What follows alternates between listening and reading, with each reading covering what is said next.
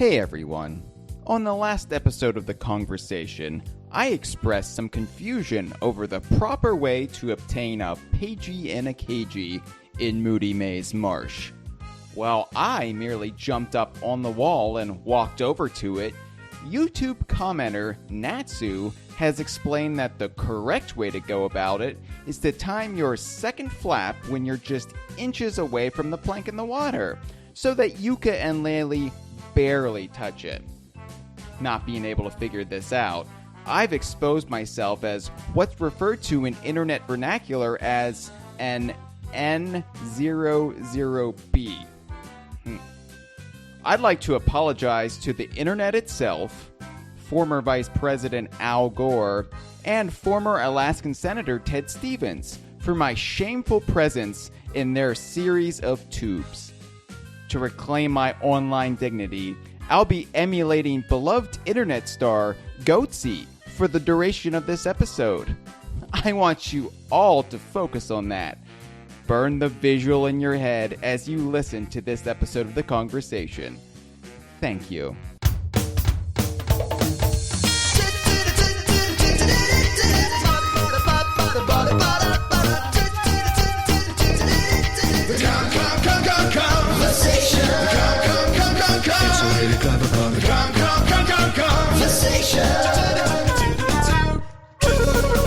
I may have freed my body from that shark's anus, but that shark's anus has still got my heart. Hello, and welcome to The Kongversation. I'm Hyle Russell, and we are continuing our series on Yooka-Laylee. We're now up to World 4, after the rest of the gaming community has already beaten the game and moved on, or gone back to Breath of the Wild. But we marched to the beat of a different drummer. Is that the say? I don't. Yes, we marched to the beat of a different drummer, but it's just Donkey Konga, and it makes me sad. With me this week is the one, the only. You know him. The ladies love him until I walk in and blow up his spot. Mitchell Wolfe. Hi there. I'm not sure if the expression is we march to the beat of a different drummer, but that sounds wrong, but I'm also into it. Hi there, Hyle. I've told you before the recording, I want to make this episode all about high energy. I listened back to the last episode I was on. High energy was not present at all. I think I might have been on some sort of Xanax equivalent that day. Here's the thing. I'm happy to be here. I am drinking right now. I am drinking an Angry Orchard hard cider and Orchard. Yes, not Orchid, not Bee Orchid. I am drinking an Angry Orchard hard cider because this is a casino-themed episode, and everybody likes to drink at casinos. So specifically, they drink hard cider at casinos. It's all I had in my refrigerator, so I thought it would be seasonally appropriate for casino discussion. You know, I like that you have hard cider in your refrigerator. I think it says a lot about you, and it says the thing that I expected about you. So I like that. It's a good character choice for Hyle. Here's the thing. I don't remember buying it. It just shows up. That also sounds right. Yeah. I feel like it's part of a psychological experiment somebody's playing on me. But I take the hard cider and I drink it. So it's delicious. What flavor is that one? It's just crisp apple. Standard, but great. Yeah. I like it. It's crisp, yeah. It keeps me refreshed. I like it more than Reds. Have you had Reds? Yeah, I've tried Reds. I've tried Reds is a bit too tart for me. I've tried Strongbow. Have you tried that? Strongbow's good. Yeah, I tried it because Jean-Luc Picard said I should drink it, but it was all right. But I think I prefer Angry Orchard in the end. Not a bad choice. This is good ukulele discussion, by the way. When I was rounding up a posse to do these episodes with me, I was like, well, I got to get Mitchell on the show because he discovered DK Vine because of our ukulele coverage, and I know, we were always talking about once ukulele comes out, we're gonna really be doing things with Mitchell. So I approached you and I wanted to get you on like ASAP, and you were like, well, I want to do World 4. It's like, well, fuck, okay. I'll see you in a month, Mitchell. Yeah. But it's nice to have you here. Seriously, the perennial future former future staffer. Nice to have you. Yeah, nice to be here. Nice to be on World 4 specifically. We'll go into this later, of course. Not my favorite, but I think it's the most interesting one to talk about. It's definitely favorite. I was under the operating assumption that this was your favorite, and that's why you wanted to do it. Because Malik, his favorite was Moody Maze Marsh. The ACZ, his favorite was Glitter Glaze Glacier. I just assumed this was yours. My favorite thing to discuss is usually not my favorite part of the thing. Oh, okay. So you're a complainer. No, because it's not my least favorite either. I just think it's the most interesting world to discuss. We'll get into it. It's a lot different than the other ones. Yeah, it definitely is. And I'm actually looking forward to mulling over the finer points of that because I have a lot to say about this world. I'm leading on the audience. Does he like it? Does he hate it?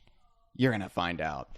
But before we get to that, I am going to make you all listen to our shameless Patreon pitch. Check out DK Vine on Patreon, dkvine.com/Patreon. In the next couple of weeks, we are going to have brand new rewards and some new milestones as well. We are retiring the shit ones. So you're going to get some fresh reasons to financially support DK Vine. Just a pittance, just a little bit, just a coin here or there every month. And you will get some fantastic rewards. I might have oversold that a bit. Woo!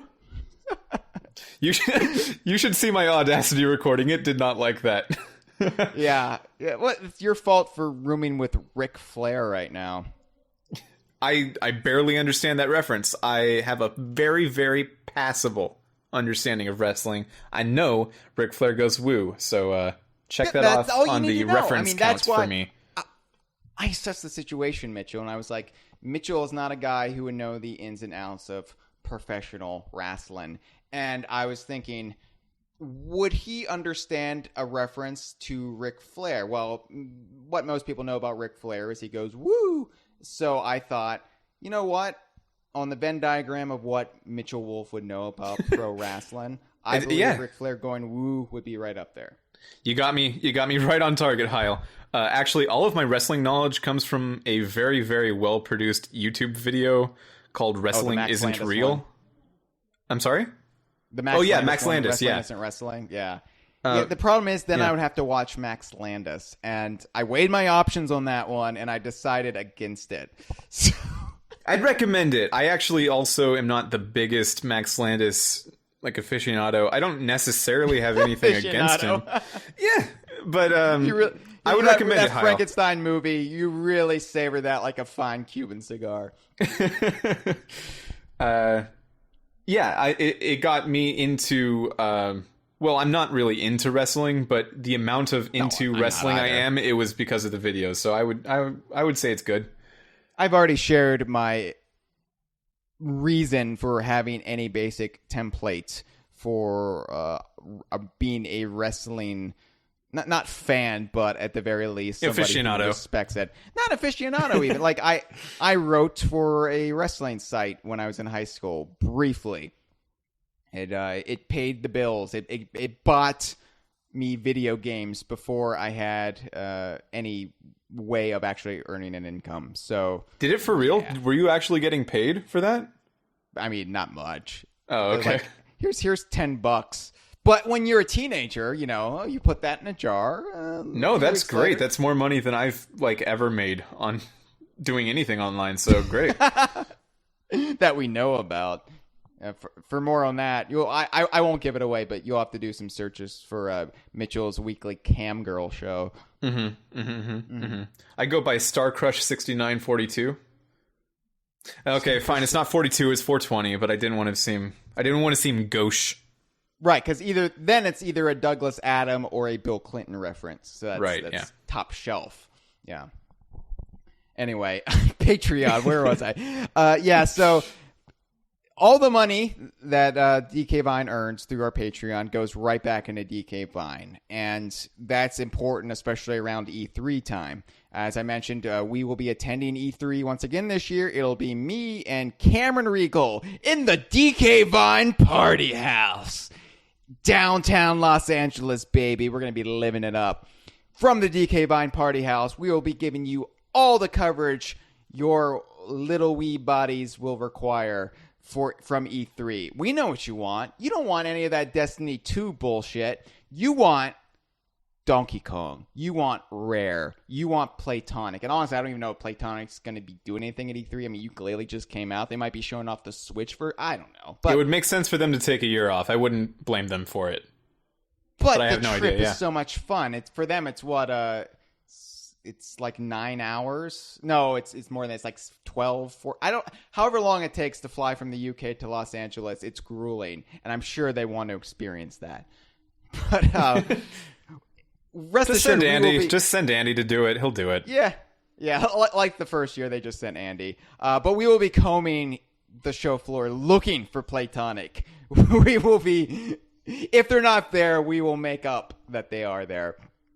But we're there to basically be your eyes and ears for this ridiculous nonsense. If you have very narrow-sighted vision of what you like in video games, if it's just basically what DK Vine covers, you're in luck.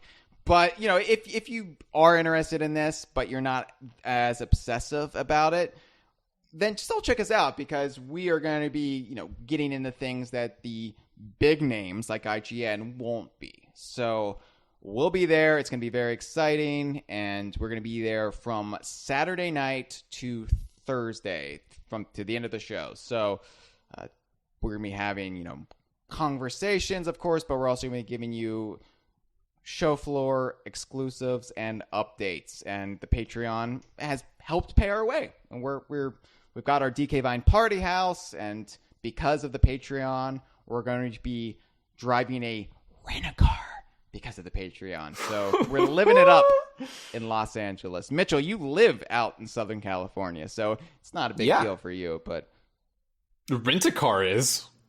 No. But no, it's worth getting excited about. E3 is a magical time no matter how close or far away you live, Hyle. It is a magical, and that's the thing. Anything can happen theoretically, but probably not. Just like Halloween, anything can happen at E3. That's what I love about Your E3. Dog could turn into a cat. But what I love about E3 is that there is this kind of festival vibe to it. It feels like our Woodstock every year. Or some more contemporary show like Bonnaroo. But that being said, before we started going out to E3, it was always just kind of scouring news sites and hoping there would be good information being uploaded and basically being given scraps. And what I want to do, especially this year, is to have a solid E3 game plan where we can be giving you videos, maybe, one-on-one interviews, stuff that people wouldn't be thinking to ask, like walking up to Greg Mails and being like, have you seen this Donkey Kong joke book? Would you like me to read you a Donkey Kong joke? And who's to say, maybe he actually wrote it. But it's going to be an exciting time. So dkvine.com/Patreon. New rewards coming in the next couple of weeks. I don't like that joke, Hyle, because it implies that Greg Mails might have stole something, and he's my pure little boy, and I just don't think that would be... that would not be something he would deign to do. You need to stop mothering Greg Mails, so Mitchell. It's Mother's Day yesterday, so... And by the time this comes out, it'll be, like, way, way further away than yesterday, so it's still topical. Right, because I don't get these up in a timely fashion, let's be honest. GK Vine is also on social media. Check us out on dkvine.com/Facebook and dkvine.com/Twitter. Of course, if you're a normal person, you'll just go to Facebook or just go to Twitter and you'll just type us in the search bar. But I am running the Facebook and I'm temporarily running the Twitter right now. So I'm pulling double duty, double fisting it, double penetration, social media. Great. It's very exciting. Yeah, it's great. It's great. People love double penetration on the internet. Since I've taken over the Twitter, we've gotten a lot of positive reception. So it's nice to see. People keep chanting, DK Vine, we want more double penetration. And I'm going to give you more double penetration until we find, somebody to actually run Twitter because it's exhausting. Anyway, we're also on YouTube. And that's, dkvine.com/YouTube, but also YouTube search bar DK Vine. And yeah. Hey, Mitchell, did you know we have a new hotline number? I might have known you have a new hotline number. Is it 1-212-630-VINE, as in Vine, which is in numbers, 8463? Wow. Only a week and you've already memorized that. That's pretty damn impressive. Yeah, well, you know what they say. Mitchell doesn't have a contacts app in his phone. They do say that. I've heard They always say that. I've heard the shepherds tending to their flock whisper that up on the hill. Yeah, I felt like it was my responsibility to make the prophecy come true. But I guess I could have just not done that. But I did delete the contacts app off my phone. You can't have technology doing the whole world for you, you know? You can't, no, because who knows when there's going to be when one of those bombs drop, those electromagnetic pulses that completely wipes out the electrical grid. And it's me like that show that was on NBC for, I think, 2 years where, they walked around in darkness. And, yeah. Remember that? No, I don't either, really, because I never watched it. In terms of podcast goals, high energy, we're hitting it. This is high enough. Well, that is why you've affixed the 420 at the end of your Cam Girl show, because you reach high and you get high. So anyway, there is a jingle to help people remember it. If you don't have the picture-perfect memory that one MF Wolfe here has, there is a jingle, so I will sing that for you right now. God damn it, can I remember the jingle? Okay, here it is. To reach us by cell or landline, call 1-202-630 and a word. Good. Pretty good. Pretty good. It's a good song. Should win a Grammy for that. Subscribe to the Kongversation on iTunes. Do you still use iTunes? I don't know what the kids are into now, Mitchell. You're younger than I am. Do the kids still do the iTunes, or have they moved on to like something with the Z at the end of the name? Because that's cool. Whenever they put a Z on the end of something instead of an S. Honestly, Hyle, when I turned 20, I turned 50, and I just don't know what the other ones of me are doing. I do use iTunes, and I don't know why I do. Because it's bad. I use it for podcasts. Yes. And also a lot of other music stuff that I really shouldn't be using it for. But yeah, no, podcasts, yes, because I have an iPhone, even though I don't want it, because it's been terrible and coming apart because they're not built to last. And God damn it, Apple. What were we talking about? At least it doesn't blow up like the Samsung. I wish it would. You just like drama in your life. You just like your smartphone blowing up in your pocket and lighting you ablaze. All of the this is a tangent. All of the ports in my phone, especially the headphone port, have completely withered away. Mm-hmm. So now I just stick my headphones jack in there, and it'll just fall out. There's no suction or anything, or there's no magnetism, or however it holds it there doesn't work anymore. Also, that's in how charging, I used up my fleshlight. Yeah. And the worst part about that is I'm not active enough to replace it, so it's just gonna be there for the rest of my life probably.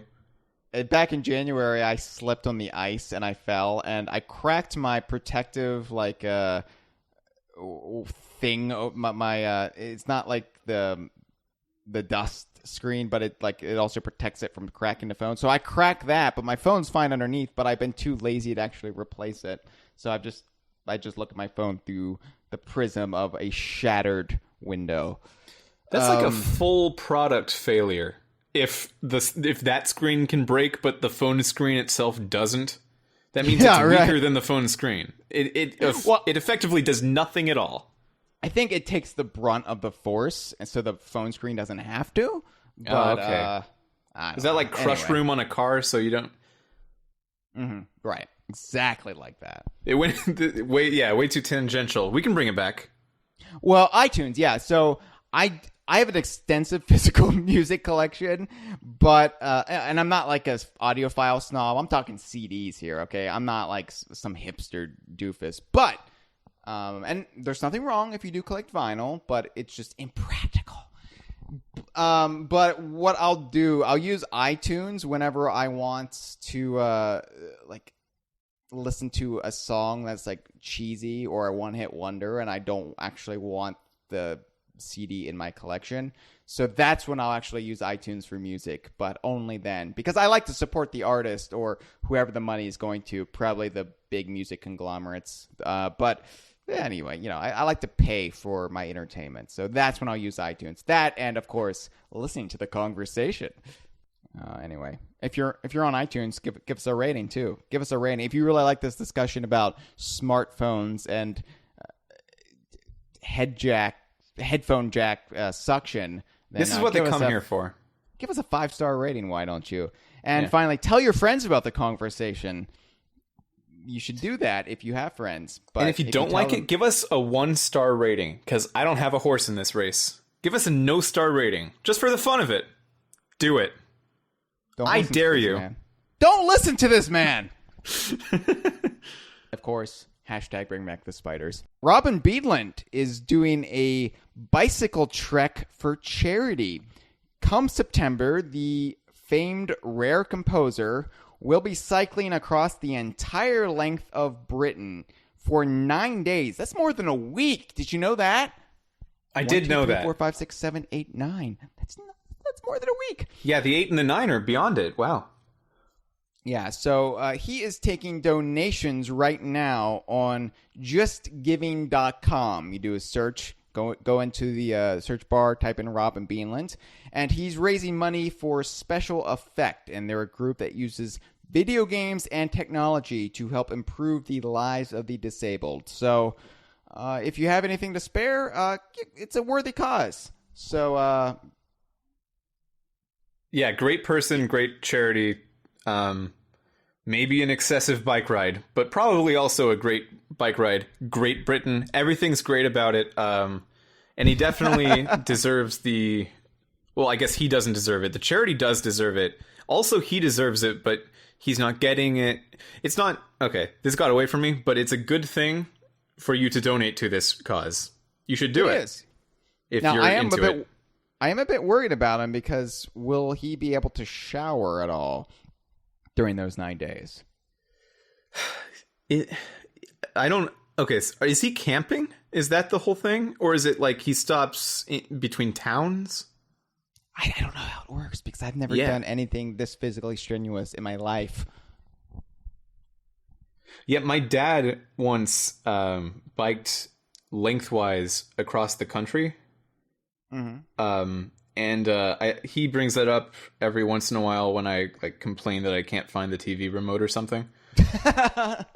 Yeah, and I can't imagine doing anything this hard. That hats off to you, Beedland.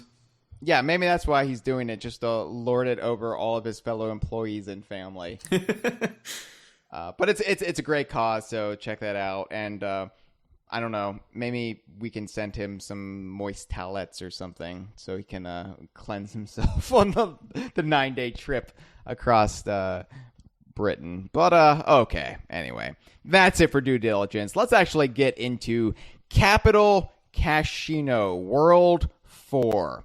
But before we get to World 4, Mitchell, okay, Yooka-Laylee, when we look at DK Viners, people in the community who are looking forward to Yooka-Laylee, you were like right up there near the top. So yeah, I've got to know, no spoilers beyond World 4, but anything in World 4 or before that, it's up for grabs. What are your overall opinions on Yooka-Laylee?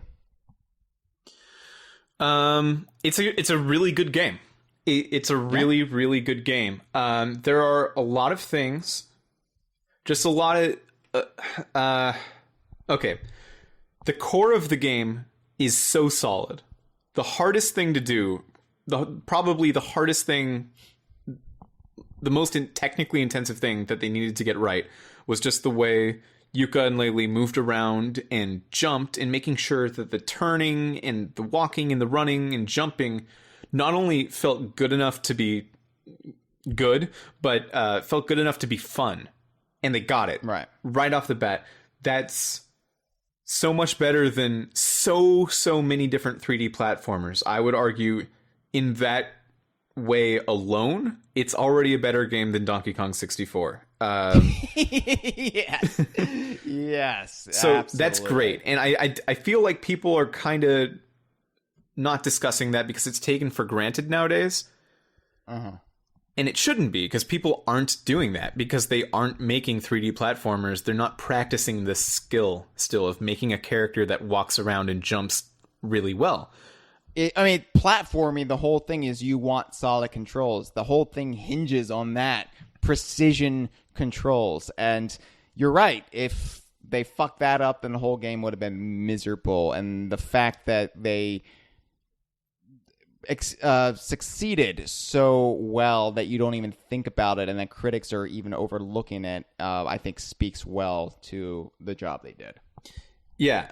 So on top of that, the atmosphere and tone of the world are like another one of those very difficult to capture things. It's kind of like an intangible, how do I make this game more atmospheric? There's no way to really do that, but they did it, and that's great too.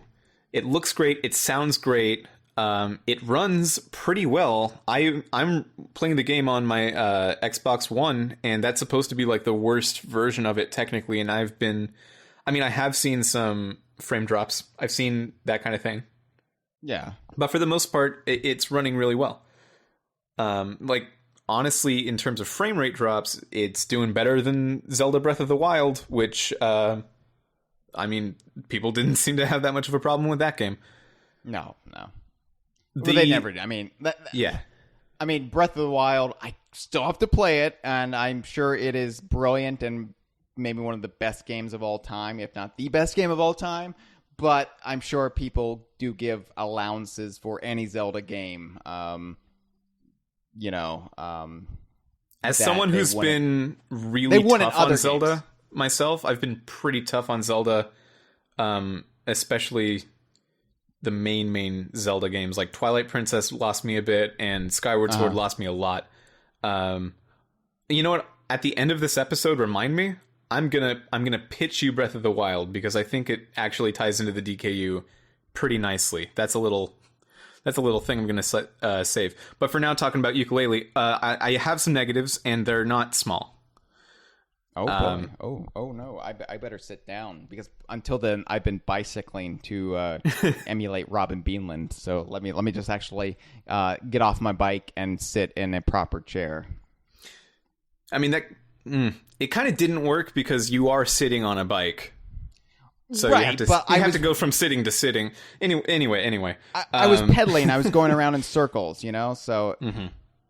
Yeah. When Banjo-Kazooie was being developed, they had 3 dimensions as a novelty still, and that idea has worn off. It's clear that no one gets excited about the prospect of a game being in 3D space anymore. And why would they? It's such an old idea. It's a 20-year-old idea now, but because it was a novelty during Banjo-Kazooie, every level in that game, and you can go back and check in your mind space, every level in that game is built around exploring 3-dimensional space to its utmost. So it plays with elevation a lot. Mumbo's Mountain is built on the side of a hill. Compare that to Bob-omb Battlefield, which is also built on the side of a hill, but it's much more level. So every level in that game has some sort of not just walking around gimmick, but also walking up and down gimmick that I think it's a lot more interesting than just putting on a flat plane. And most worlds in Yooka-Laylee are on flat planes.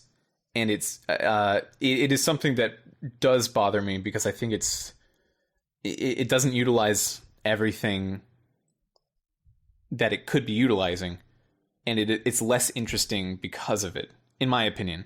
You don't need to share my opinion, of course, but if you think about Tribal Stack Tropics, how much of that world is really on a different plane of elevation? There's the towers, but that's kind of like jumping from the bottom to the top by going around the side. There's no smooth elevation change, so there's a lot less opportunities to explore between the top and the bottom.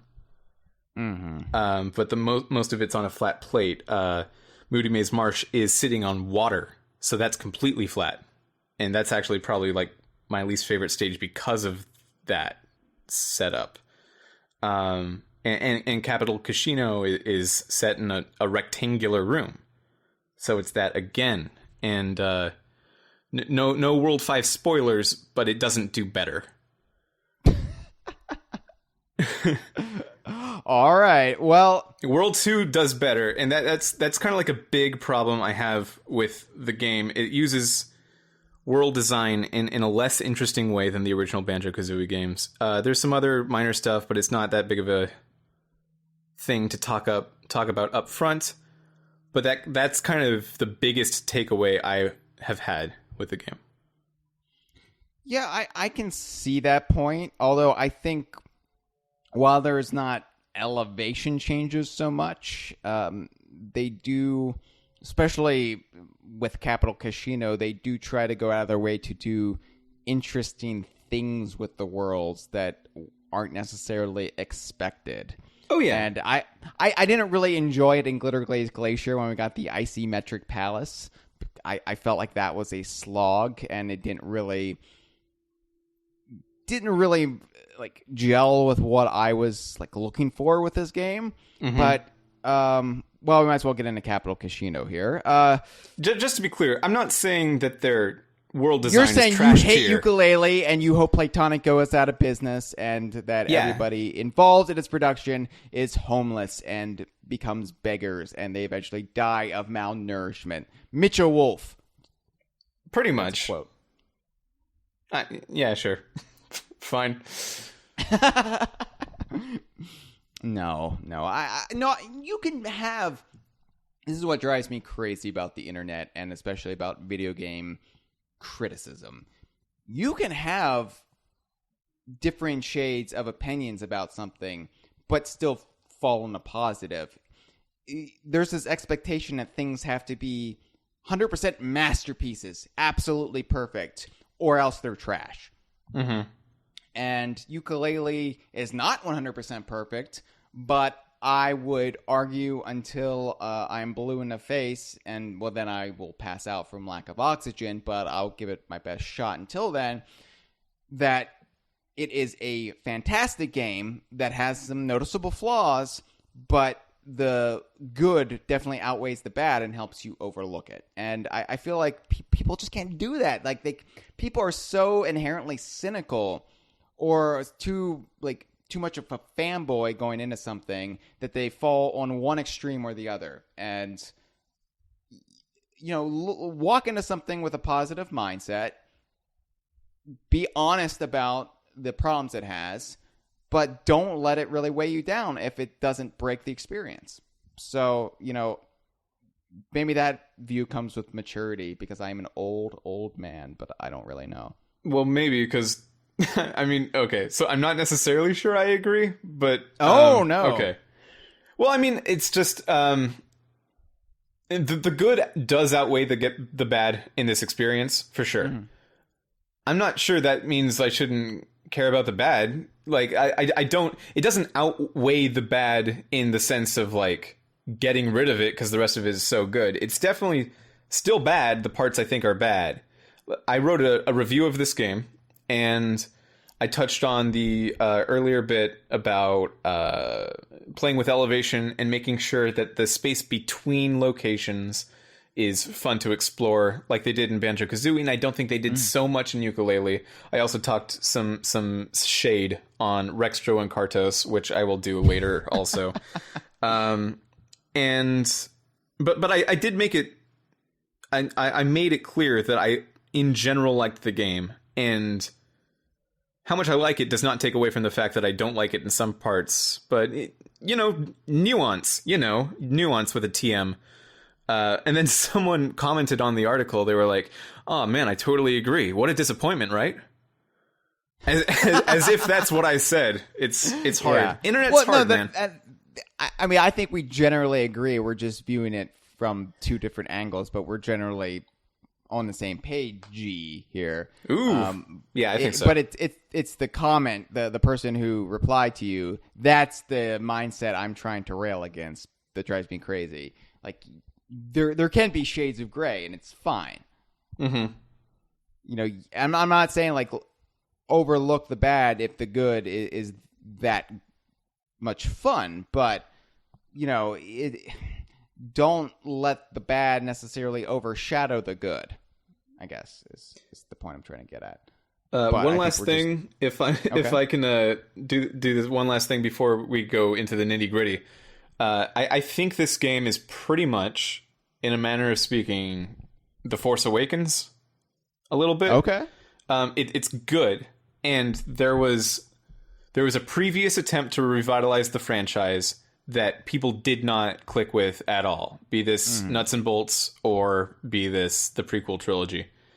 But The Force Awakens, it's very, very close to Banjo-Kazooie. Well, no, hang on.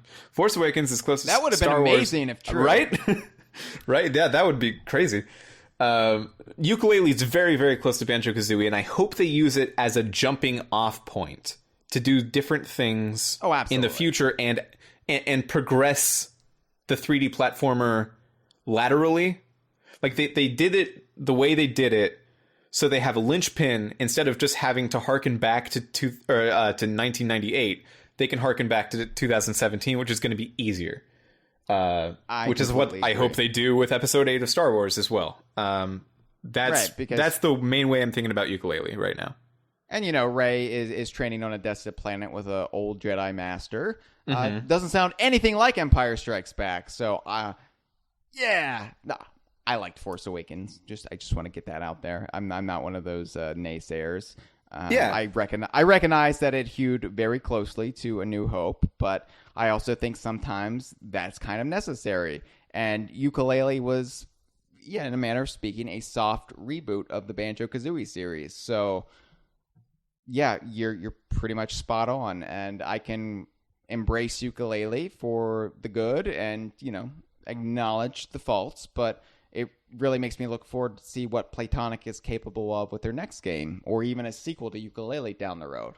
Yeah, and I'm not sure what an analogy to Rogue One would look like, but well, let's see what their next game is, because we know somebody who appears in Yooka-Laylee will be the centerpiece of their next game, and I can't wait to see how they die. I'm excited about it. Spoilers, sorry. Rogue One spoilers? Nah. If you wanted to see Rogue One, you've seen Rogue One already. Don't worry about it. I suppose that's true, yeah. Although, the as long as it takes for me to play a video game these days, I wouldn't hold it past somebody doing a Star Wars podcast to, be viewing Rogue One in like incremental bits, like 10 minutes, and then they have a podcast about those 10 minutes. Oh my god, that'd be so awful. I don't know. I think that would hurt. Amazing. That would hurt to do. Every week you watch another 15 minutes of a movie. Yeah, and that would be a very me way of doing a podcast. Anyway, now Capital Cashino, the episode you wanted to be on. Let's do it. Let's dig in. You wanted to discuss. All right.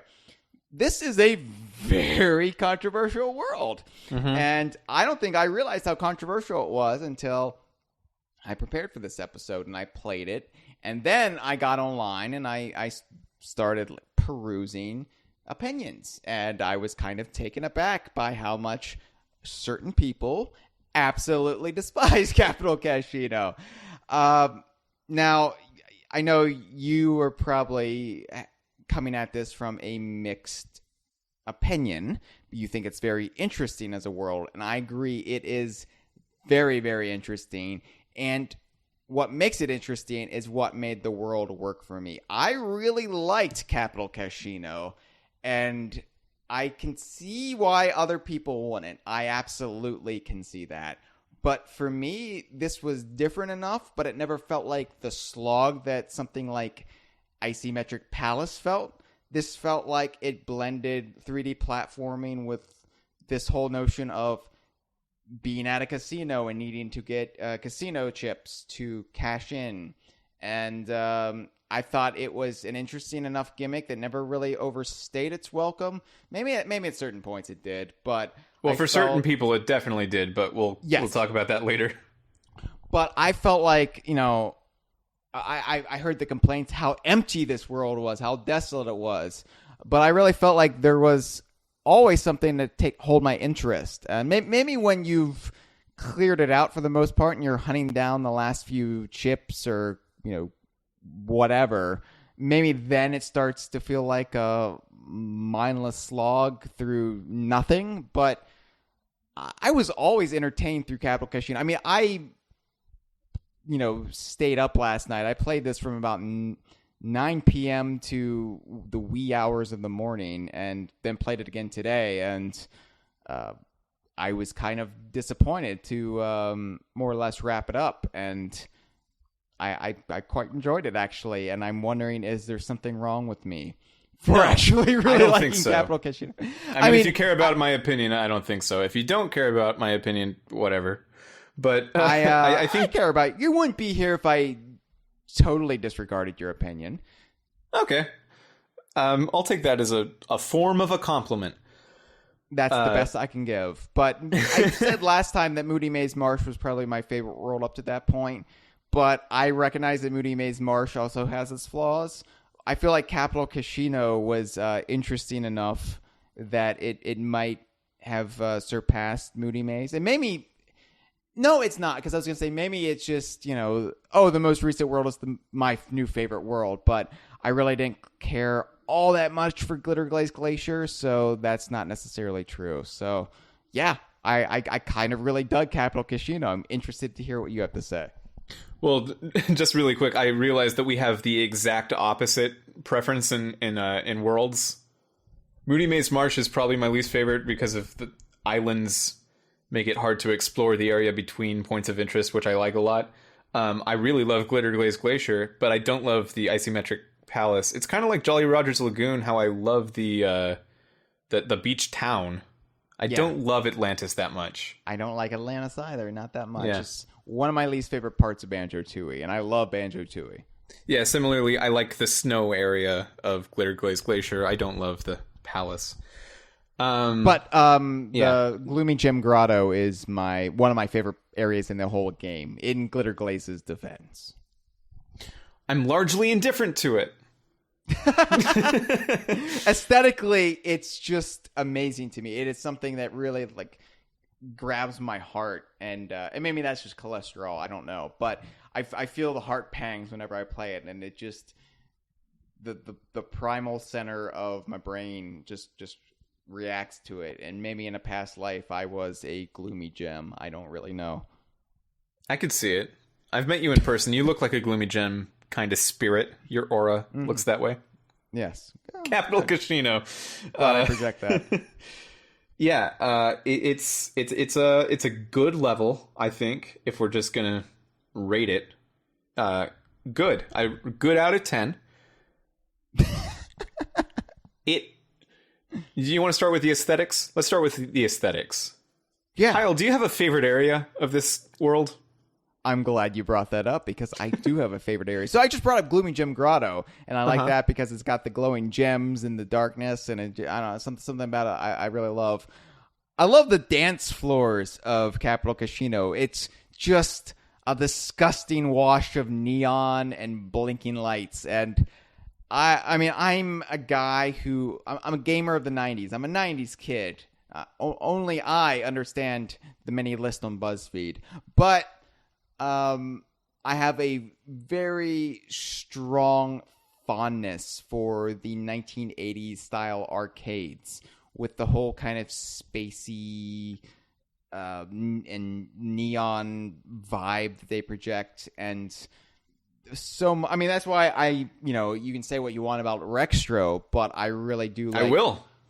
I do like Rextro's arcade in Ivory Towers, and I like the general design of his machines, and But the dance floors. There is something about it that it actually reminds me of. There was a place in Virginia Beach that I used to go into all the time, where it was kind of this funhouse maze or something, and it reminded me a lot of the dance floors. You just go from room to room, like looking for a way out, and you've got like flashing neon and bright lights, and just the sense of beats of burn.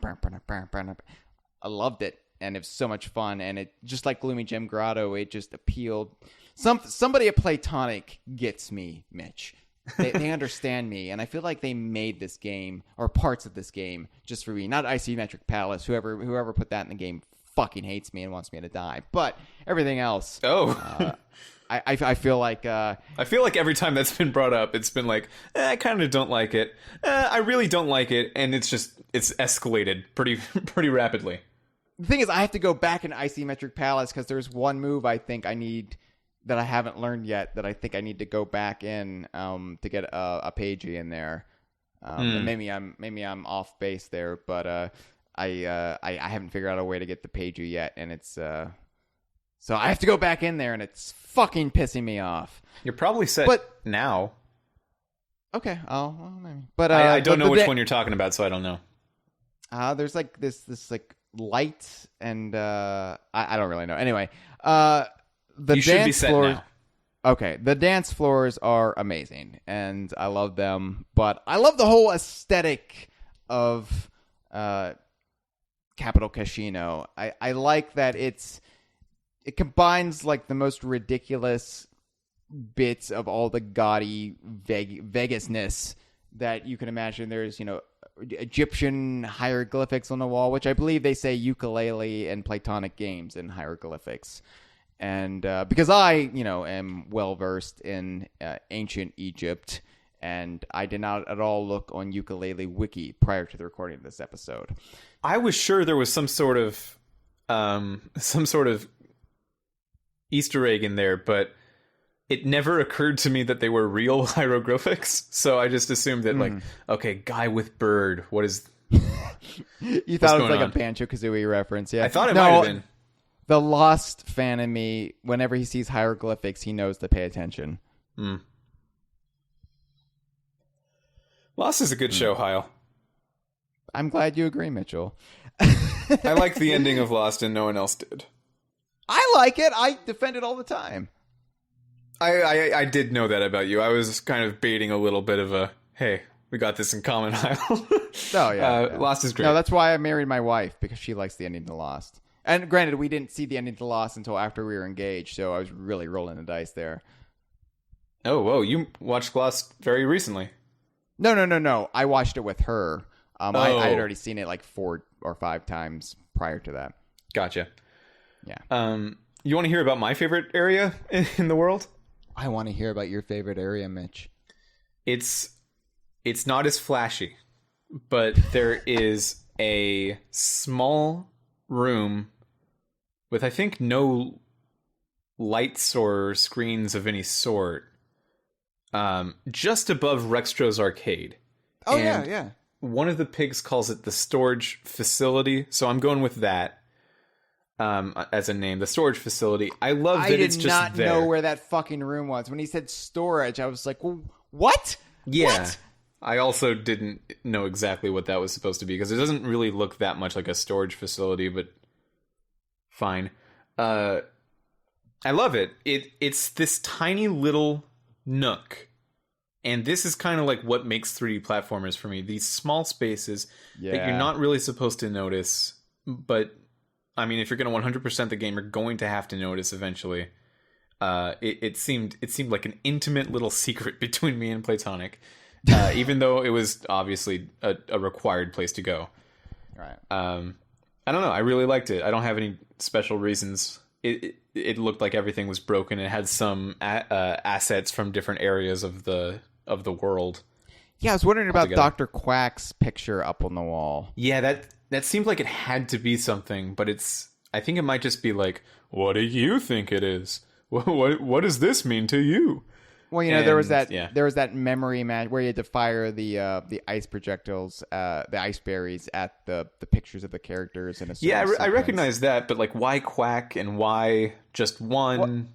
Well, I'm saying maybe if it's a storage room, that was an extra one they had, or one that was in disuse. But I mean, it didn't make much sense to me. When I found that room, I found it when I was in the transformation, and I was flying around, and I noticed it because I didn't notice it before. So I flew in there, deactivated the transformation, walked around as Yooka-Laylee, could not figure out what the damn purpose was, and my mind immediately went to stop and swap. Like, this is where there would be a question mark egg in Banjo-Kazooie. Like, just out of the way, weird spot with enough mystery, enough air of just like, what in the world is this here for?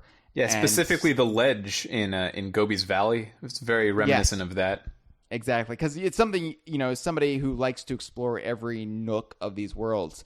It's something I would notice, but I know a lot of gamers, who zip through these things wouldn't. And even before I knew what Stop and Swap was, or what the secret items were that Mumbo showed you at the end of the game, the ledge in Gobi's Valley really made me question. There has to be a purpose to this, because there's a door here. What is this?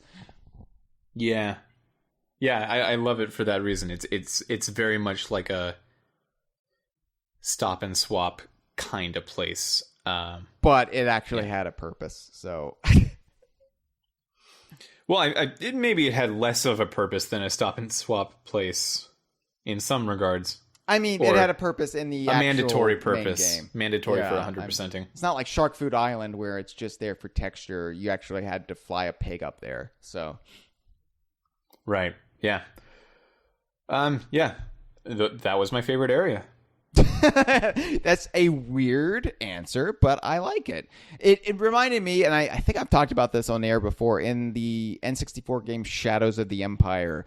There was a alcove in Echo Base that it was up there. You couldn't reach it. The only thing you would do was like fire like homing missiles up there or something, and there would be like a camera attached to them, so you could kind of get a glimpse, but there was like no purpose for it. It was like some sort of like cut thing that they just left in the game. And if you used, I believe, cheat codes, or maybe it was with a Game Shark, you could fly up there with a jetpack and check it out, and there was nothing up there. But that's what this reminded me of, just that mystery alcove and Echo Base that I spent hours just trying to get up into. Yeah, I think that's... I love that kind of thing. Unfortunately, kind of like a done thing in gaming. It doesn't happen super often anymore. It's like the island in the GoldenEye Dam, stuff like that. I love stuff like that. Mysteries that don't serve any purpose, really, but keep you guessing, keep you wanting to find something there, keeps you playing long after you've beaten the game. That's really what modern games are missing, in my opinion, and it's something I kind of advocate for. And it's nice to see that even if there is more of a purpose to this, Yooka-Laylee does have those areas. Yeah. There's like those skeletons, and no spoilers that this actually comes into play in any way, but those giant baby skeletons that you discover like in Tribal Stack Tropics or Glitter Glaze Glacier and the Isometric Palace. I'm like, why are there giant baby skeletons? This freaks me the fuck out. Yeah. Yeah. There was a lecture by game designer John Blow. He did Braid, and he did The Witness recently. Indie puzzle games, top tier indie puzzle games, great stuff. And he was talking about how something that's very missing in modern games is a true sense of mystery. And part of it is because everything's available online. Like if you don't know where to find, let's say, the pirate treasure in this game, you can just look it up. So the best way to combat that as a designer would be to add things that seem to say some message, but a message that you don't understand yourself yet. Because if there's just like, what does this mean? Well, it's an allegory for World War II. If it's something very simple and straightforward like that, it's not a true mystery. It's a SAT question, Right. But if there's something that you think you're getting at, but you're not exactly sure what it is, you work it out with the player, and it becomes a collaborative mystery experience. And yeah, that stuff. Love that stuff. That's kind of like the storage facility a little bit. Yeah. We got away from ourselves. We are mining a lot of discussion out of the storage facility. We're mining more things than Kartos can mine. I obviously can't talk much about Sea of Thieves or like the technical alpha or anything about beyond that window, but I am optimistic that Sea of Thieves is playing to that design mentality, and that's all I'll say. But there's a lot of promise that there's going to be a lot of weird mysteries in Sea of Thieves. So it's nice that the fine people at Rare, be it Rare themselves or Playtonic, are upholding this fine tradition that has been lost to time. Yeah, that's great. All right. Well, anyway, we talked about our favorite areas. I talked about the dance floors, and you talked about the storage area for 40 minutes. So, sorry. Let's actually talk about. No, I'm glad you brought up the storage area, because I was going to go on the same tangents, or say not a rant, because I'm positive about it, but I was going to go on the same. This reminds me of back in the day when. Let's talk about the actual mechanics of Capital Cashino, and I'm talking about the banker system. So, for those of you who don't know, Capital Cashino kind of eschews the traditional platforming modus operandi that Super Mario 64 established, where you collect, be it stars, jiggies, golden bananas, in this case, pages. You find them, you have to complete different objectives, you get them. There's a little bit of that with some of the characters, some of the things they didn't really know how to transfer fairly into the casino chip system. But for the most part, all you're doing in Capital Cashino is looking for these casino chips. And you have to do those through traditional casino means or thinking outside the box. And then you take them to the banker near the entrance and you cash them in. And for 10 casino chips, you get a pagey, and I believe there's 190 casino chips in total for a total of 19 pages. The remaining 6 you get through traditional means. And of course, the banker is a very obviously disguised capital B, and which is great. I think there's the great thing about Capital Cashino and this whole method is that each time you have to cash in 10 chips, you get amusing, sometimes hilarious dialogue between the disguised Capital B and Yooka-Laylee. Yeah. Someone suggested to me, wouldn't it be funny if in the next game it's revealed that the banker actually is not Capital B and is like his twin brother or something? Yeah, I've kind of had that thought too. Like, it's not really outright confirmed, so wouldn't that be a cool twist? Or what if this is the character who is going to get the next game for Playtonic, who's going to be the protagonist, which I would be okay with. Oh yeah, the weirder they want to go with it, the more okay with it I am. Yeah, Yooka-Laylee really exceeds as far as writing goes when they just get weird. And But no, I like that. Even if we take it on face value and it is Capital B in disguise, it's still a great way to integrate the main villain besides just the cutscenes and the layer pop-in dialogue, the little rant, the Gruntilda-esque rants he goes on. It's nice when games don't forget about their main villain and they find ways to keep them present in the events. It's one thing I thought Donkey Kong 64 did well with the cutscenes after, or when you went into each world. K. Rool remained a vital part of that game. It's one thing I feel like 2E kind of stumbled with, because after you got into the first world, they kind of forgot about Gruntilda and her sisters and the whole threat they posed. So this way, you're not like breaking up the game with cutscenes. It's part of the world itself, which I thought was clever. So, although they seem to have no qualms with breaking up the game itself with quizzes, but fine. You don't like the quizzes? I don't hate the quizzes. I like doing the quizzes. Ringing I think they should have endorsement. been at the end of the game because only having to remember things from one world or two worlds trivializes them a little bit. Yeah. I think the change from one big one at the end to a bunch of small ones throughout was not beneficial on the whole. I'm not sure what they got out of it.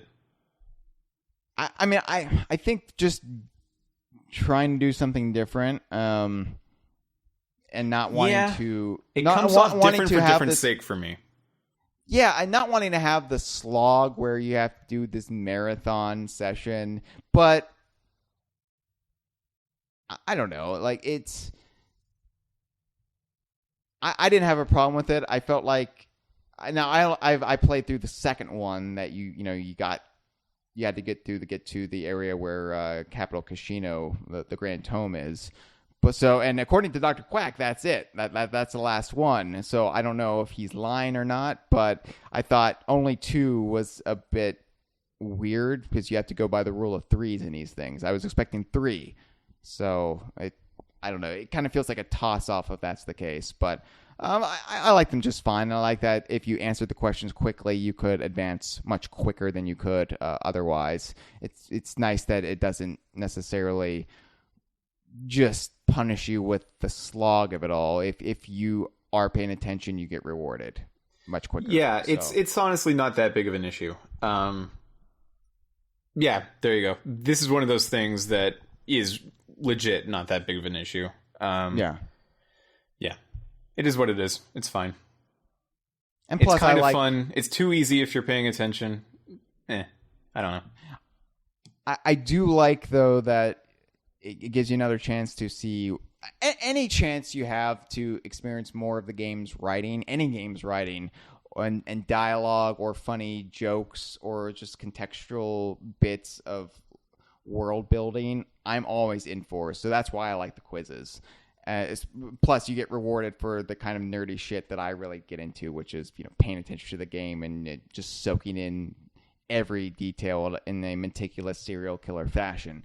Mm-hmm. So, when I was playing through the second quiz, I saw, I believe it was a Top Gear joke that was snuck into the multiple choice because they asked you what the transformation was in World 2, and of course the answer is that goddamn snowplow, but one of the fake answers, wrong multiple choice answers, was a recently priced car. So I appreciated that. Anyway, back to Capital Cashino. So, I mean, banker aside, what are your thoughts on the whole system? Because people seem to fucking despise it.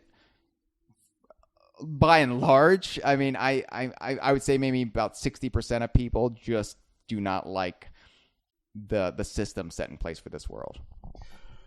I don't mind it. So there's a glitch associated with it. Yes.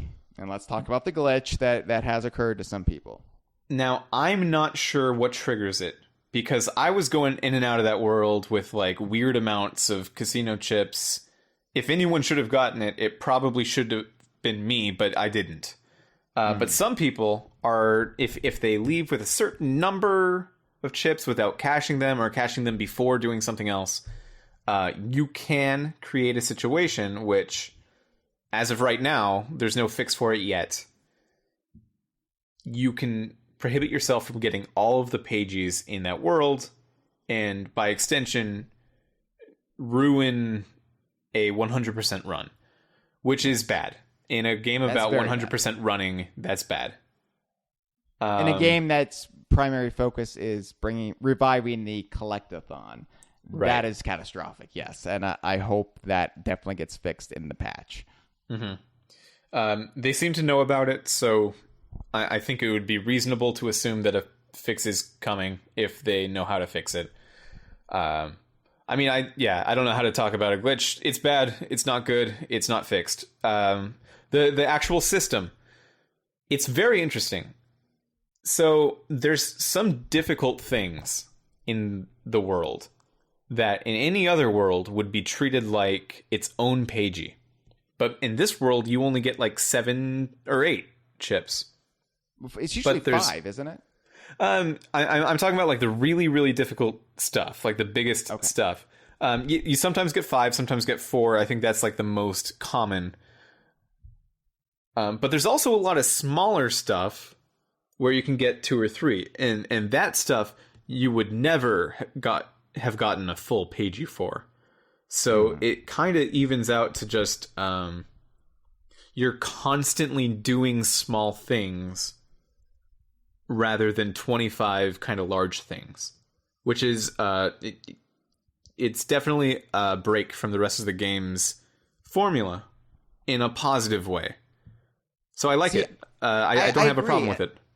I agree, and I feel like because of that, it makes everything in Capital Cashino. People are complaining about how sparse or empty it is, which I don't really get because I don't feel that way. But I feel like you're constantly engaged because you're always getting something. There's quills, of course, as per usual, but the chips really do add that sense of there is more. Every inch of this place has something for you to do or find or uncover or play or triumph over, and I really, really dug that. I mean, my brain was constantly just glued to the screen. Never once did I like look away or like check to see what time it was. I was constantly plugged into Capital Cashino. So as far as like attention span goes, this is the most successful world by far thus far. So there's a minor gripe I have with the casino chips.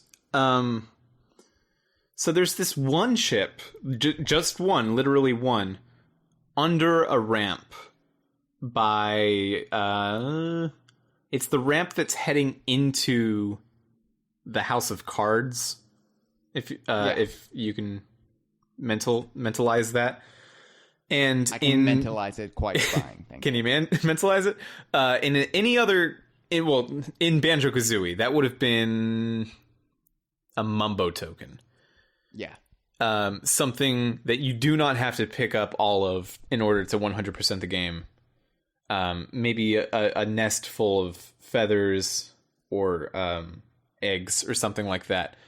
In this game, if you miss that, you're missing 1/10 of a pagey, and you can't cash in for 9/10 of a pagey, so that's a whole pagey.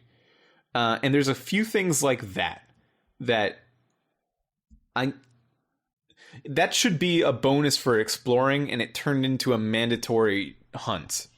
And that I don't love. But for the most part, the casino chips worked out well. I don't necessarily think they're any worse than the other world's approach to pagey. So, yeah. Mm-hmm. I liked the context for how you'd find them because there was a lot of clever placement for them. For example, at the bottom of the fountain, people threw them in like they were coins, making a wish. Stuff like that. That was good. Makes sense from a real world perspective. And it makes this, granted, it takes place within a magic book, so you can't get that realistic. But stuff that makes it feel like a living, breathing environment. That's the kind of stuff I really appreciate, and I feel like that's emerging of just the nerdy shit I get off on and actually good game design. So, but, you know, I when I first got into Capital Cashino, I was a bit afraid because I went in pretty much spoiler free. I knew there were going to be casino chips based on the article I read in the official PlayStation UK magazine. They did a cover feature about Yooka-Laylee before the game came out. So I already knew about the casino chips, but I'd kind of forgotten about them until then, and I didn't really know how they would work. So I go into the world and I see a bunch of slot machines, and I'm like, is this really just like me playing the slots constantly? Like, I didn't... Like, am I going to have to play the same machine and have it keep cashing out? Yeah, like, I was worried about it for a little bit. Thankfully, I quickly realized you can't play... Once you successfully cause a machine to cash out, then you're done with that machine. Like, it's not just... You are capped to a certain number of chips. So that kind of allowed me to warmly embrace whatever I was going to find a lot quicker. But for a while there, I was like, could you just like spam a slot machine and get all the pages that way, because that would kind of suck. Let's talk about the games themselves, starting with the slot machines. What do you think about these? These kind of remind me a little bit of like a Mario Party mini game. Yeah, a little bit. Sense. I can't really even remember if there was ever a slot machine. I'm sure there was. How could there not be? I know there was those fucking games. There has to be one. At least and one. Some portable ones too. There was also the Donkey Kong 64 bonus game as well, that had a slot machine, but this one incorporated ground pounding with the slot machine, which makes me think of Mario Party.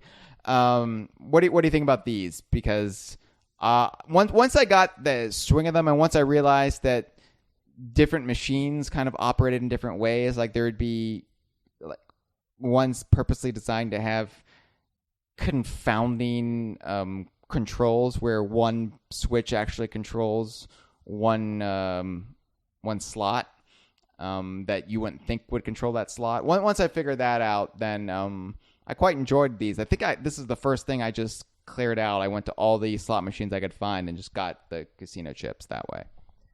Yeah, I feel the same way. I did 2 slot machines, and I think the first 2 slot machines that you're kind of supposed to come across, they are the same, and you just ground pound them all to make it look like for Yooka-Laylee's face, Yooka and Laylee's face to show up across the board. And at that point, I was kind of annoyed by it because that just seemed like a waste of time. I didn't really feel like my time was being super respected. But the third one did it in a different way. And then everything was right with the world again. It worked out. It turned into a puzzle. And then I think the last one I found was the one by Kartos, where you needed to time two of the temporarily stopping buttons to the middle permanently stopping button. And that was a cool puzzle. So I really liked how at least I progressed through the slot machines. Again, there's no way to know which one you're going to do first. So I don't know if everyone's going to have that same experience. Can I be honest, though? The first time I played the slot machine, I didn't even think about like matching up Yooka-Laylee's face. I just went for the banana. Being the Jungle Beat fan that I am, I went for the banana. And I couldn't figure out why can't I match? There's no banana on the middle one. This isn't fair. I want to match the bananas. And then I realized they probably want me to match Yooka-Laylee's face because that's logical. I had a feeling they wanted me to match Yooka-Laylee's face, but the first thing I tried was Capital B's face because that would kind of make more sense though in the context of Capital Cashino. I guess it would, but what I was trying to do was I assumed it would kind of punish me in some way for that. It like in Mario Party, if I feel like there's something like this where if you land on all Bowsers, electric shock, or it takes away a bunch of your coins or stars or whatever. Yeah. It didn't do that. It just didn't give me the thing. So then I did the Yooka-Laylee thing and got the thing. Thing in the thing. You should contribute to Yooka-Laylee wiki and just explain to people because I see there's a lot of information missing on the Capital Cashino page where it doesn't really provide much context for how you actually get the pages. So just let them know you do the thing and get the thing. I think they would appreciate that. Put GameFAQs out of business. There's also the broken slot machines, which I didn't realize there was anything to these at first. I thought they were just kind of there for decor.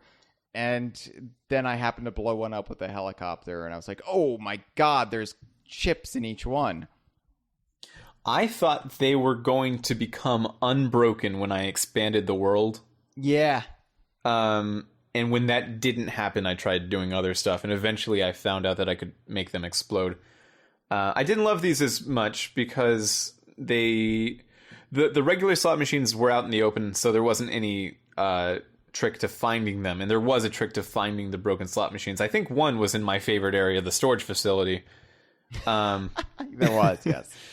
But that wasn't as exciting because by the time you were doing that, you were probably you probably had already explored the world. At least that was my thing. So I saw where they all were already. It's still fine. Good way to pick up some loose pagey material. Especially because in a normal world, doing something as trivial as finding like 1 out of 7 of these broken slot machines, or however many there are, I don't know if there's exactly 7, that would never do anything to get you a pagey. That's probably quills at most, probably butterflies. So that's fine. That's cool. It's a cool way to monetize your exploration. Real quick, you brought up the world expansion, so I feel like this is a good point to talk about it. I did appreciate how it was transparent what the world expansion was going to be. Literally every part of the casino that was, quote, under construction, end quote. And I appreciated that because one of the small aggravations I have with the whole world expansion gimmick is I never know how it's going to reframe the world, because I like to go into the world at first and see pre-expansion just so I have some context. Yeah, me too. And I remember Tribal Stack Tropics, the way it expanded, kind of almost ruining the gimmick for me just a little bit, because I found it so disappointing. But it also like made so much sense because there's so many confusing points in Tribal Stack Tropics where there were just dead ends, and that was because that's where the world expanded. And so, and then Glitter Lake Glacier, but then Isometric Palace was what you expanded. That was so simplistic. And so I appreciate when the world was kind of up front with me and said, no, this is the way it's going to expand. So don't worry about this.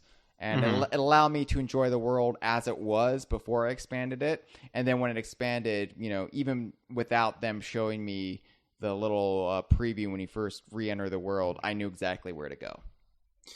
Do you want to talk about some lore stuff? I just thought of in relating to world expansion.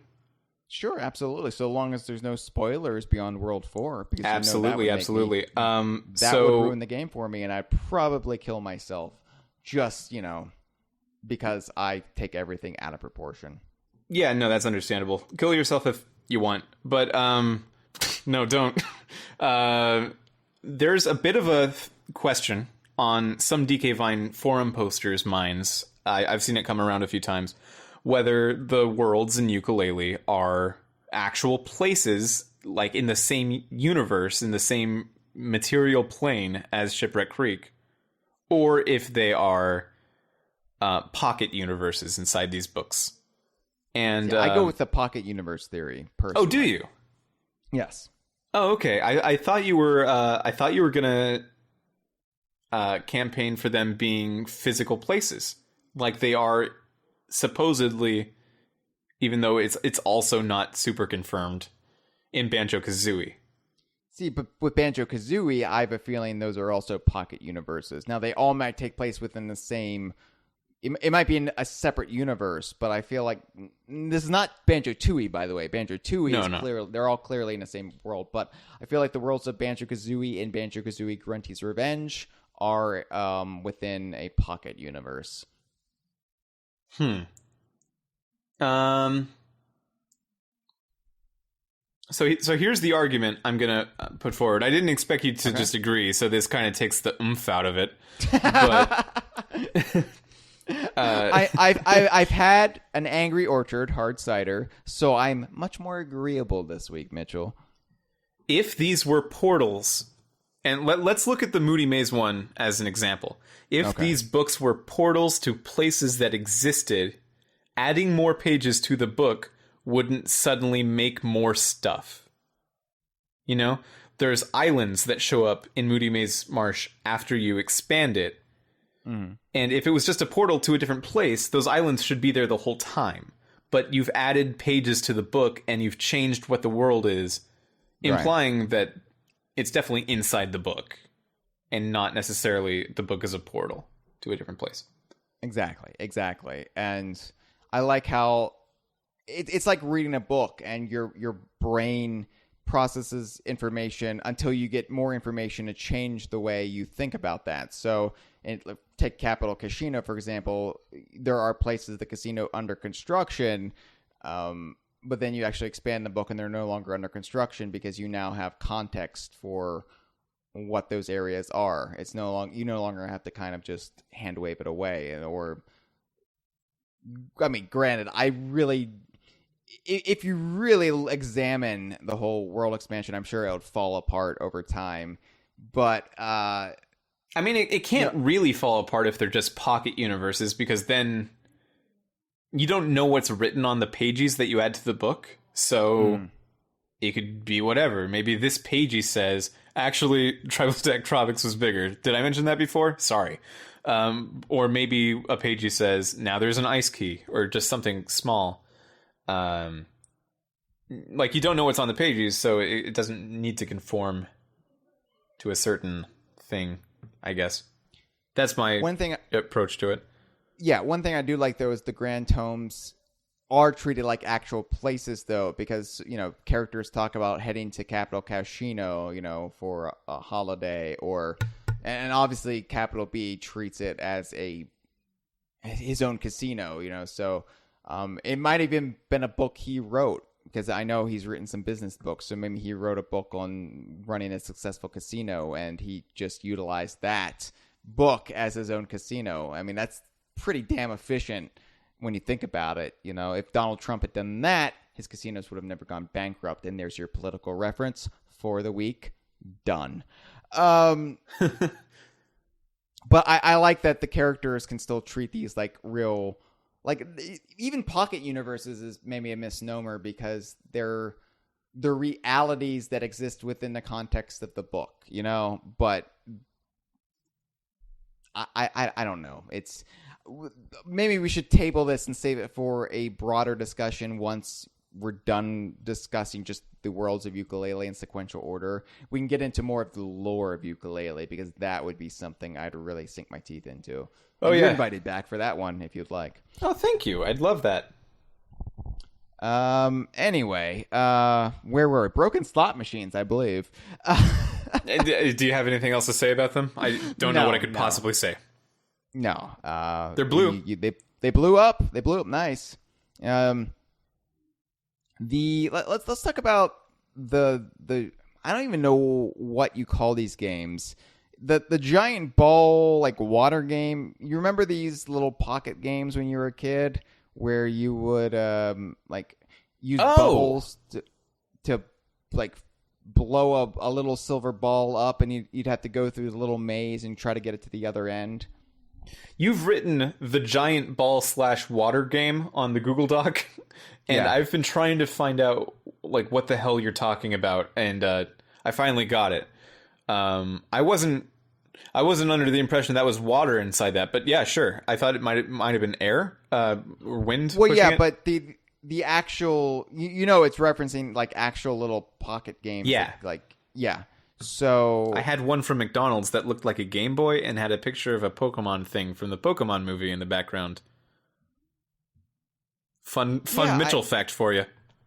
I'm trying to remember. I think I had some video game related one that I can't remember if it was Mario or anyway. But yeah, I definitely had one, and you'd play with it for maybe a few minutes, and then you would never touch it again.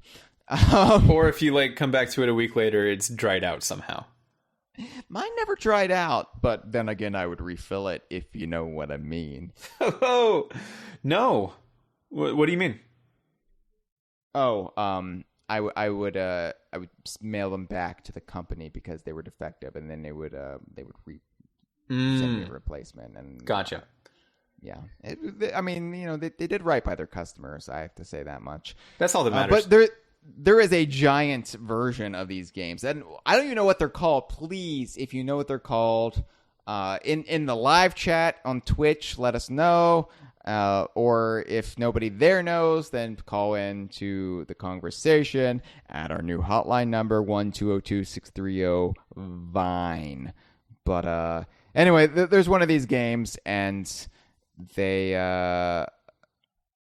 there's like the old Yooka-Laylee pre-release artwork in the background of it, which I thought was a little weird. You'd think it would be capital B themed, but yeah, whatever. Isn't there one post expansion with capital B's? Did I make that up? There's a pachinko machine with. Oh right, yeah. These guys are hard. I had a really hard time with the giant ball / water games. There's only one. You're thinking of the pachinko games, of which there were two. Yes, but that is correct. I still had a very hard time with it. This was a challenge, and I remember trying it all last night. I maybe spent 45 minutes on this alone last night, and I was getting bleary-eyed, and I was like, "You gotta go to bed, Hyle. You gotta go to bed." And I wasn't drunk, but that's the way I sound when it's 3 a.m. and I've passed the point of reasonable gaming. And then I picked it back up today, and I nailed it my first try. So I think you just have to go into this fresh. And just, yeah, but it was a lot of just like lifting the ball up ever so slightly, but not too much, and just waiting for the right moment and then letting it drop. And it was frustrating because the way the camera's positioned, it's like an extreme zoom out, so you can see Yooka-Laylee in the little corner of the screen, and they're on a switch that controls the bubbles that shoots the ball up, or the air jets, if there's not actually supposed to be water in this. But I didn't realize at first that you could see Yooka-Laylee in the corner of the screen, so I was like, wait, am I on the switch? What's happening? What can I still control this? What? Platonic, help me. And I called Chris Sutherland, and it was 7 a.m. and he didn't appreciate it. Well, sorry, that might have been my fault. I called him right before that, probably, and I mean, he was very helpful to me. I think we might be better friends than you and him. Nothing. Don't worry about it. It's just we're very, very close. And he gave me all the strats. He gave me all the good game strats. The fact that you claim he used the word strats tells me you're making. No, he didn't say strats. I'm saying strats. He used pro tips and life hacks is what he called them. Gotcha. All right. I'm sure he would use life hacks too. I don't know. Maybe he does. I don't know what lingo Chris Sutherland uses. I don't know why I'm making a joke about constantly calling him. So. Yeah, this is hard, and I think it's just one of those things where you can't play it tired because it requires a lot of precision movements and strategy, and you have to go into it fresh. But the pachinko machines, on the other hand, that was just a lot of, I guess, luck, right? I mean, it's basically you could control where the balls drop, but besides that, it's not really luck, because I guess with the moving platforms, if you know trajectories, you could time it up perfectly. But if you studied trajectory in school, if you're like an assassin, a sniper, maybe. Who's to say? I've never sniped anybody, so I don't know these things. But God bless our troops, especially the snipers. That's a bumper sticker I saw the other day. Is it really? It is, yeah. Wow, Wow. Okay. We don't even need to belabor it. It exists, and it's definitely a statement that was made. Someone made it, and then someone bought it and put it on their car. I do want kind of a DK Vine equivalent to that. It's God bless our gorillas, especially the snipers, and it has DK with his coconut gun. That's sorry, I'm having trouble moving past that bumper sticker image a little bit. Wow. We could talk about one of the Knights of Hamelot that is presumably sniping people with arrows from the palm tree. Do you wanna? No, we'll get into that, but that's okay. I mean, you brought it up. Too far. That's too far afield from the pachinko machines. Anyway, yeah. I mean, I'm not great with like physics. I'm not a pool shark. To use a different person who might know these things. So I just had to rely on luck, and I eventually got them. Yeah, I pretty much did the same thing. I think there was some degree of maneuvering the platforms, but I didn't have that much control over the platforms, so I was mostly just hoping for the best. And eventually I got it. So there's also the footy golf, the mini golf thing that was basically an excuse for Playtonic to bring out the ball from the toy box in a new reskin package. This was a lot more fun, though, than that fucking ball in the fucking toy box. And, which was probably the most aggravating bit of the toy box. I don't know. I replayed the toy box before Yooka-Laylee came out, and I didn't have a problem with the ball. I think it was just one of those things where I just wasn't in the right mindset, or I was too tired when I tried it the first time. But the footy golf ball. I don't know. I think the ball's bad. There's no pushing animation or any like. Usually, when there's a ball that you push in a game like this, there's some sort of like your character adhesives itself. Is that a verb? Can that be a verb? Glues itself to the ball in some way. I will say no. I'm giving it my permission. I think that is a verb. Adheves with a V. Adheves. Yes. Yeah. That sure. adheves is definitely a verb. Okay. To the ball. So there's some sort of magnetism. The character can't just try to push the ball in one direction and then the ball would bounce off the character even though you are heading at it in the right direction. It's a bit frustrating. Thankfully, this particular challenge gives you more than enough time.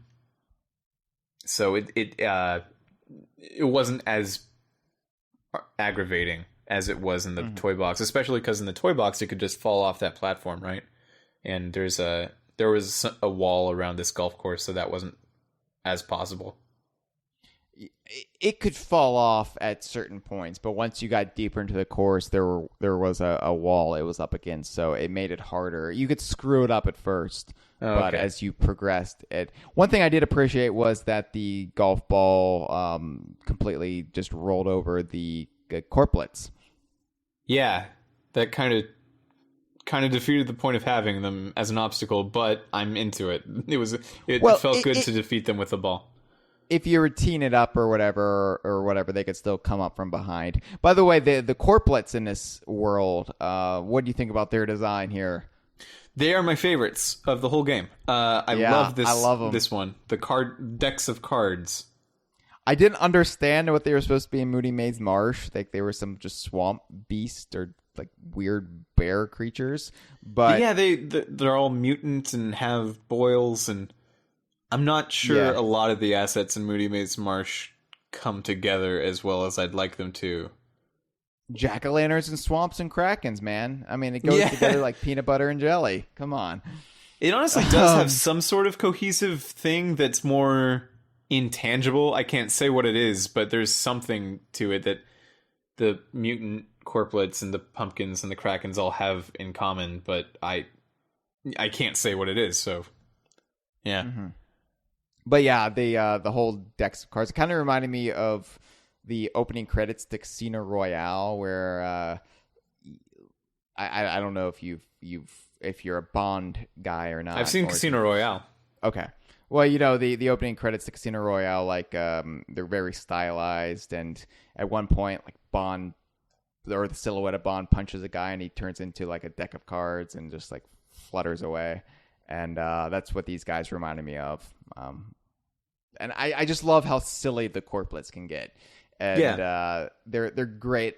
I think they far exceed previous minions in the Banjo games. The Gruntlings and the Uggas, and they never really like stayed with you too much, like you would remember them, but they weren't like, oh, these are fucking great characters. The I think part of that is that characters. even the Gruntlings are only in one place in the game in Banjo. There's very, very little reuse of enemies. I think the only character actually that is, or the only, no, there's probably a few more that I'm forgetting, but I was gonna say What's the sludge monster that comes out of the grate in Clinker's Cavern?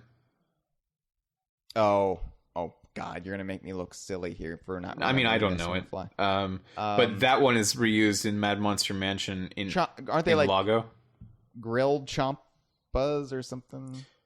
Something like that, yeah. And that's one of the few in the whole game that's reused. And Yooka-Laylee has the same set of enemies throughout the whole game. And I think it goes a while to make them more memorable than they were in Banjo, but it also has a slightly negative effect of being less original every time. But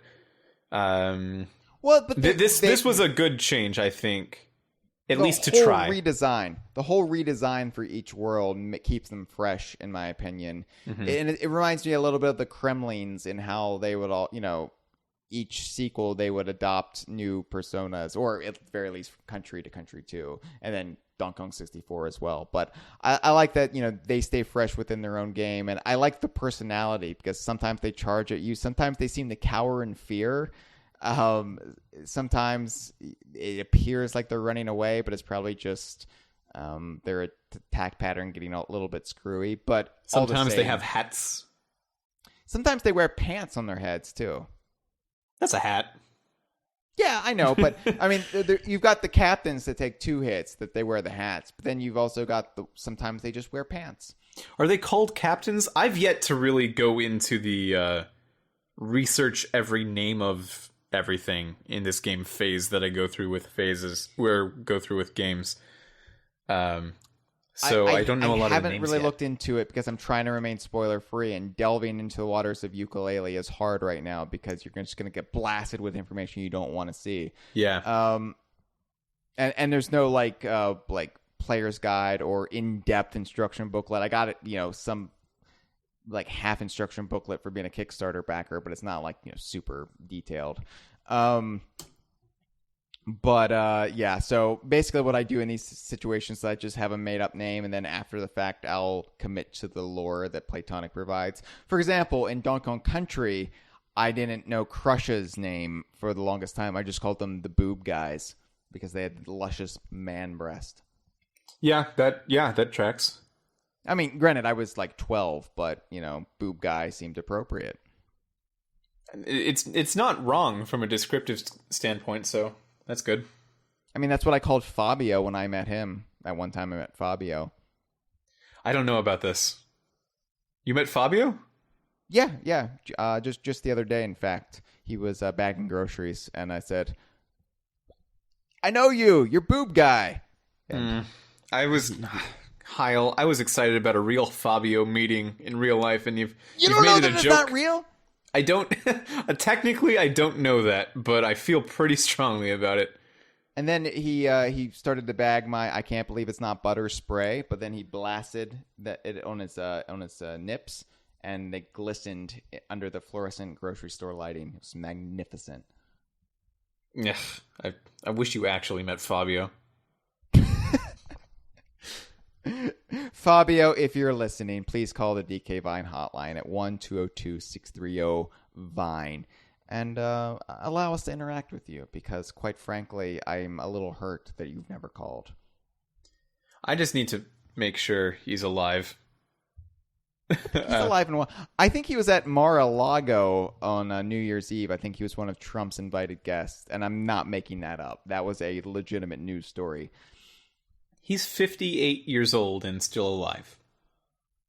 But his man boobs are still spectacular.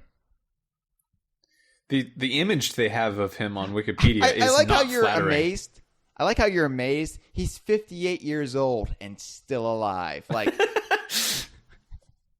like he's 102 or something. I mean... He did seem like the person that would be dead. Like the kind of person that wouldn't have continued living. I don't know what I mean by that, but I feel that way about him. Yeah, I mean, judging from the looks of it looks like his heart would have exploded by now. Yeah. Too much loving. Yeah, instead, there was that time where he was on a roller coaster and the bird hit him in the face. That was pretty funny. That was a solid joke from Mother Nature. Solid physical comedy from Fabio. Yeah. The bird died, which was pretty sad, but Fabio looked ridiculous with all that blood on his face, so. Hey, Hyle. Hey, Mitchell. There's also a tile puzzle, a memory matched kind of thing, in one of the side rooms. Oh, on the floor. No. Yes. Yeah. Okay. Yes. There's two. There's the one on the floor that's like the memory match game. And it's shades of the Sheepy Shop from off of Donkey Kong Land 3, which is apropos for DK Vine because we always interpreted the Sheepy Shop as being a casino run by one Bazaar Bear and co-financed by Funky Kong, obviously. Now, granted, Mario Wiki would claim that's Bear, but that's a whole nother argument. And quite frankly, I don't have the energy. We're trying to keep this high energy. I don't need to drain any of that energy going on a fucking Bear rant about Mario Wiki. Now, these memory games and the aforementioned footy golf are run by animatronic, I guess not animatronic, anthropomorphized robotic ticket takers. Yes, slot machines that, and they're different characters too, and it frustrates me they don't say their names because I think one's wearing like a ridiculous cowboy hat like J.R. Ewing would wear in Dallas. You know Dallas. You know all the Dallas fans out there. You're listening. Hi, how you doing? Everyone knows Dallas. But you've also got, I don't know. They have different distinguishing features, but it drives me up the wall because we're gonna have to treat them like unique characters. And if Playtonic doesn't provide names for them, then we've got to name them. And then that's just, we got away with it in 1999, but in 2017, there's different standards for these things, and we have Yooka-Laylee Wiki to contend with, and I feel like, should they have ownership of this? But we're DK Vine, damn it. We named Rodney the Hare. There's probably a new way I live with. There's probably a new way to go about naming things that we don't know the names of, and that is hacking. Because I'm sure that these individual ticket taker models have some sort of in-game artifact name for them. Mm. You could go in the game files and find, okay, this model is called Tim the Ticket Taker, and then you would know. And it's kind of like a little computer quest, little fun time computer quest that you could go about doing. Alternatively, I'm pretty sure one of them was the character of the day when Playtonic was leading up to the launch of the game, when they were putting a character on Twitter every day. But I don't remember.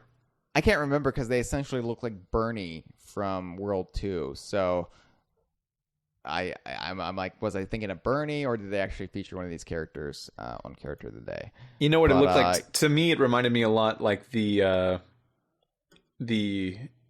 enemy ticket takers in Witchy World. Yeah, a little bit. Those things stressed me out as a kid. Yeah, what stresses me out is not knowing how to go about naming these guys. So if we do have to hack the game, then maybe I should dial up those Ukrainian hackers who got us back last November. Yeah, they'll help. I'll just tell them there's some anti-Putin propaganda in Yooka-Laylee, and they'll just go right at it. Let's talk about Rextro, your favorite guy. Rextro and his arcade game within Capital Cashino, which is one of the only times you get a pagey itself. Hurdle Hijinks, and it really should have been Hurdle Hijinks with an S to harken back to Donkey Kong Country, but it's not, so we just kind of have to accept it. What did you think of Hurdle Hijinks? I didn't like it, Hyle. Didn't like it. I didn't enjoy it. What didn't you like about it? It was too hard to be considered a fun break from the rest of the game. It was not designed especially well, because if you get hit at any point, you lose so many quills. You need to get a certain number of quills to beat the high score. If you get hit at any point past like halfway through the course, which is very long, you lose so many quills that it's probably impossible to gain enough back to get the high score. It is way, way too long. I said I wasn't looking at the clock at all during Capital Cashino. I might be fibbing there because the one time I did start to wonder how long I'd been sitting there was playing Hurdle Hijinks. And that's never a good sign. And you're right, it was brutally unfair. You get hit, you lose so many quills. And what's worse is it's so easy to fall behind too. Like I don't even really know what I was doing, but occasionally like I would just be going off the screen and then boom, I lost the butterfly. And then you'd have to place yourself back on the board, and it just I mean, it wasn't miserable, but it also I think was the least amount of fun I've had in the Rextro games thus far. Hyle, I think it's a matter of respect. I think the Rextro games are kind of just a question of respect a little bit, because the core game is so good. Like we've talked about this earlier, running around and just being Yooka and Laylee is great. It feels great. And that is the game that people kickstarted. That is the thing that people wanted a renaissance of. And you know they wanted it because your Kickstarter was so successful. You know that you should be doing it because you should be proud of the work that you put in designing such a brilliant 3D platforming space, and yet you've interrupted your good game with a worse one. Even if Hurdle Hijinks was not as difficult as it was, it's still not like a good use of my time compared to with exploring the space around me, which I do enjoy. Even in these flatter areas like Capital Cashino, I really enjoy just exploring the worlds. You're kind of, I feel like you're wasting my time a little bit when you make me do these extra games on the side. And I know that games in the past, especially rare games like Banjo-Tooie, which is my favorite game, and Donkey Kong 64, they've fallen into these mini game side quests. And at the time of those games' release, I chalked it up to kind of being embarrassed that you're making a 3D platformer kiddie game. So you want to like, no, it's got, like Tooie's got first-person shooter sections, or Donkey Kong 64 has this other thing going on. So you can not be saddled with the responsibility of, or not responsibility, saddled with the blame of doing this kiddie 3D platformer that there are so many of at the time. And now we've been wanting one for a very, very long time. I don't think, oh man, it gets to me a little bit, because with Rextro and Kartos, it's mini games that stop you from doing the main thing. Even the transformations are a little bit like this, but they're not as bad. Even if they were better designed, unless you can design them as well as the rest of the game, as just running around as Yooka-Laylee, I don't see why you would do it. You should respect... Right. Yeah, I feel like it should be... like, you should respect your own game a little bit. Don't stop the thing that you should be proud of in order to do this kind of worse thing. Yeah, that's my rant on Rextro and Kartos as a whole. Hurdle Hijinks specifically is probably my least favorite one, but it's not... I don't know. It took me like 20 minutes to actually get the high score on it, which was probably longer than I wanted to spend on it. I completely respect everything you said. I don't have as much of a harsh stance against Rextro as you do, but Hurdle Hijinks was testing my patience a bit, and I feel like the biggest hurdle I have with Rextro. That was a really good joke, Hyle. I know, right? I should write my own joke book. The most hilarious Kongversation jokes. Someone's doing it. Is that Twitter account still doing Kongversation quotes? Remember that? I know there was a Tumblr or something that had Kongversation quotes. I didn't realize there was a Twitter account. It was out of context. That's also very clever. That could go in the book. Yeah, but biggest I think breaking point I have with Rextro that makes me kind of tire of him when I get to that is that you have to do it twice, and you can get the high score the first time around, but you still have to do it again. And I was like, there's no reason they shouldn't just give you 2 pages up front if you somehow master it right away. Yeah, for me, someone who was already like kind of a little ticked that it wasn't respecting my time a whole lot, having to do it twice did not help. Yeah. And now you have Lyme disease. And now I have Lyme disease because I'm so ticked. Well, you talked about the transformations, and let's talk about the transformation here, which is bizarrely a helicopter. I was not expecting that. I don't know really what I was expecting in a casino. Maybe a showgirl or something. Elizabeth Berkley from Off of Saved by the Bell, which would have been a bold choice. And I think a little risque. Yeah, because I am not spoiled at all with the transformations. I laughed pretty hard when I became the shoal of fish in Moody Maze Marsh. That was still my favorite transformation. Yeah, I think mine the too. helicopter is my definitely second favorite and close to the first one, though. It's a beauty to control. For all my issues with the snowplow, I had none with the helicopter. Yeah, the helicopter is probably my third favorite, and you haven't seen the fifth world's transformation yet. But yeah, it controls really well, and it gives you unlimited grenades, which is very nice. Yeah, just very nice to have. You can take care of the little inept robots that are they're going around the floor. The corporate security drones. Corporate security drones. Mm-hmm. Yeah.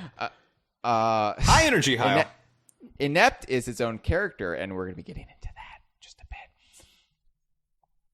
One thing I appreciated with the helicopter, outside of its primary purpose, which was the Knights of Hamelot quest, because every transformation has one primary purpose, and then if they're generous, you can maybe do some other stuff with it.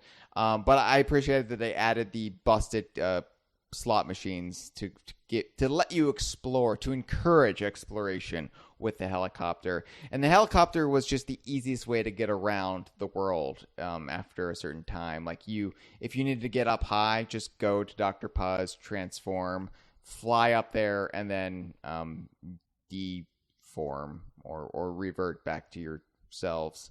I found that was just a very quick, efficient way to get around. Maybe all the people who have had issues with the size and space of Capital Cashino just didn't do that. Yeah. High energy, possible. Mitchell. Come on. Definitely possible. It's a fun transformation. I didn't quite understand what I had to do with it at first. And that is the Knights of Hamelot side quest. Okay. Let me say, I didn't understand it for the first few minutes, and then I remembered none of the Knights of Hamelot gave me the time of day, and they specifically said, "We don't have time for you, you lizard." Well, they should really introduce more made up racial slurs in Yooka-Laylee, because there's so much scale back speciesism. In Yooka-Laylee, which I like because it does give you context, but it would be nice if they just had these made up racial slurs towards lizards or chameleons or bats that no context, just let the audience figure it out. I thought they should have been nicer because I met them before. You did meet them before. I met them before too. Yeah, you meet them before this. I guess you don't necessarily have to. Because you could just do this one. Yeah. You probably did, though. And it's probably a little alarming to be friends and then just, actually, I'd like to not talk to you at all. I am above you in social stature, and I have my own thing going on.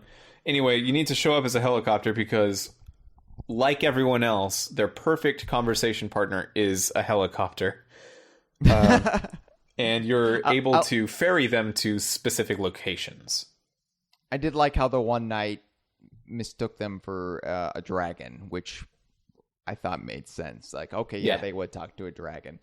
And then I guess a helicopter kind of makes sense with the whole like glitzy glamour of a casino. Like, oh, you're, whatever. It's somebody getting helicoptered in. A limo would have made more sense, but after the misery of the snowplow, I'm glad I had a chance to just fly and have full range of motion rather than not being able. You couldn't back up in a helicopter, but why would you? You can just spin around very quickly. The snowplow, God, the snowplow. The snowplow was tough. The snowplow was not rough. great. Yeah, you see why Glitter Glaze Glacier is my least favorite world. Icymetric Palace and the snowplow. I definitely understand other people coming from that. Yeah, I there's a lot of just stuff in Glitter Glaze Glacier that it's got some issues. Yeah, but this one was good, and it was good to see the Knights of Hamelot again. One of them robbed. What were they doing there? One of them robbed the bank. That's true. Or not the bank, the safe, the vault. Safe. Yeah.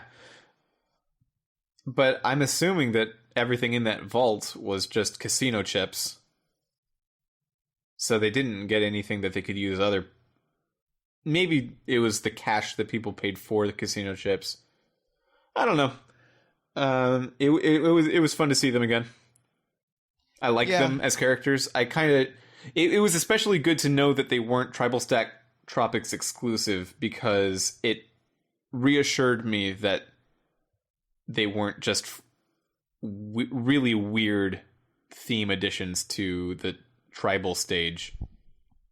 Which doesn't really work, yeah. Yeah, like pig knights, why would they be there? Although, Clara was definitely a tribal psychotropic character who then branched out into other grand tomes. So, I like that. Maybe these are from, and granted, don't spoil me for what's to come, but, maybe they are, maybe they aren't from a grand tome that's in the game or that's not in the game, and they're just, from some weird medieval book somewhere in Highbury Towers. But it's kind of surprising Clara wasn't here. Neither was Planker, as far as I can recall. I guess he wasn't, yeah. It seems like there's 3 tiers of characters in Yooka-Laylee. There's the things that are on absolutely every level, the things that are mostly on every level, and then the level exclusive guys. And Clara and Planker in this level have gone from every level status to most level statuses, which I guess is a downgrade, I suppose. Yeah, but they never really provide much purpose besides needing help in some way, whereas somebody like Trouser or Vendy is always there to give you assistance. They don't need your help. Rextro doesn't really need your help. So I think that's what separates those characters from the every world, no matter what characters. Yeah. All right. Well, I did want to bring this up, or I guess you wanted to bring this up because this was added to our show notes. Mitchell, which Sex and the City character are you? I haven't seen the show. Oh. Well, for the longest time I thought I was a Charlotte, but as I get older, I find myself relating more to Miranda. Yeah, okay, I lied about having seen the show. I definitely am a Samantha, I think. Or I'd like to be a Samantha. In my head, I'm a Samantha before I get that rush of, like, self-doubt. And then I think I kind of settle into being a Charlotte. Mm-hmm. Mm-hmm. Mm-hmm. Mm-hmm. Mm-hmm. What Sex and the City character do you think Kartos is? Well, I think probably he's Carrie. I think he's a Carrie. I think he's a Carrie. Yes, absolutely. Because he's so nostalgic about the past and kind of lives inside of that narrative that he's provided for himself. And he's so materialistic. He gems. Yeah. He's waiting for a man or multiple men to come around and give him jewelry. Give him jewelry. Yeah. I think he's a yeah. Carrie. Sex in the City was problematic. Yeah. So speaking Kartos, of Kartos, yeah, this was a hell of a challenge. My God, this kicked my ass. I mean, maybe I'm just a shit gamer, but nope, it's very, very hard. Okay, and I I guess up until this point, I didn't have a good handle on controlling Kartos. I was just winging it. And then, I actually have to put my skills to use here. Oh, fuck. Oh, I'm boned. Because there's really not a good place to practice controlling Kartos. And the whole zooming up, slowing down, firing thing, it just feels kind of too loose and not really as defined as the crisp platforming that you get in the actual game. Yeah. I think it's another... It's not quite as egregious as Rextro because you have it in every world. It's consistent. You're theoretically able to practice, and you get better in theory. In practice, I don't know if that actually happens because it's such a small part of every world that by the time you're going to the next world, the skill you've acquired in getting better at Kartos rides, it kind of just has gone away. I 100%ed the game within a span of 5 days after it launched, and I mostly have not touched Kartos since then. But just to warm myself up for this episode, I went into Capital Cashino, walked around, and remembered where everything was, and I did Kartos again, and my skills, I practiced this specific one so much because I kept losing, and I already have lost all that skill. Mm-hmm. Yeah, it's a hard part, man. It's a very hard part. Yeah, like I found the Moody Maze Marsh Kartos to be so easy, and I guess that built up my confidence for way too much, and then I got here and it just kicked my ass, just utterly humiliated me, and it just really makes me long. I know I've said this before, but it makes me long for the Tropical Freeze minecart stages because I feel like that's the way to do modern minecarting. Whatever Kartos was going for, whatever Platonic was going for with him, I appreciate the attempt, but I would have just rather had some solid platforming than these basically mini games. But there is a surprise when you finally get the 150 gems here.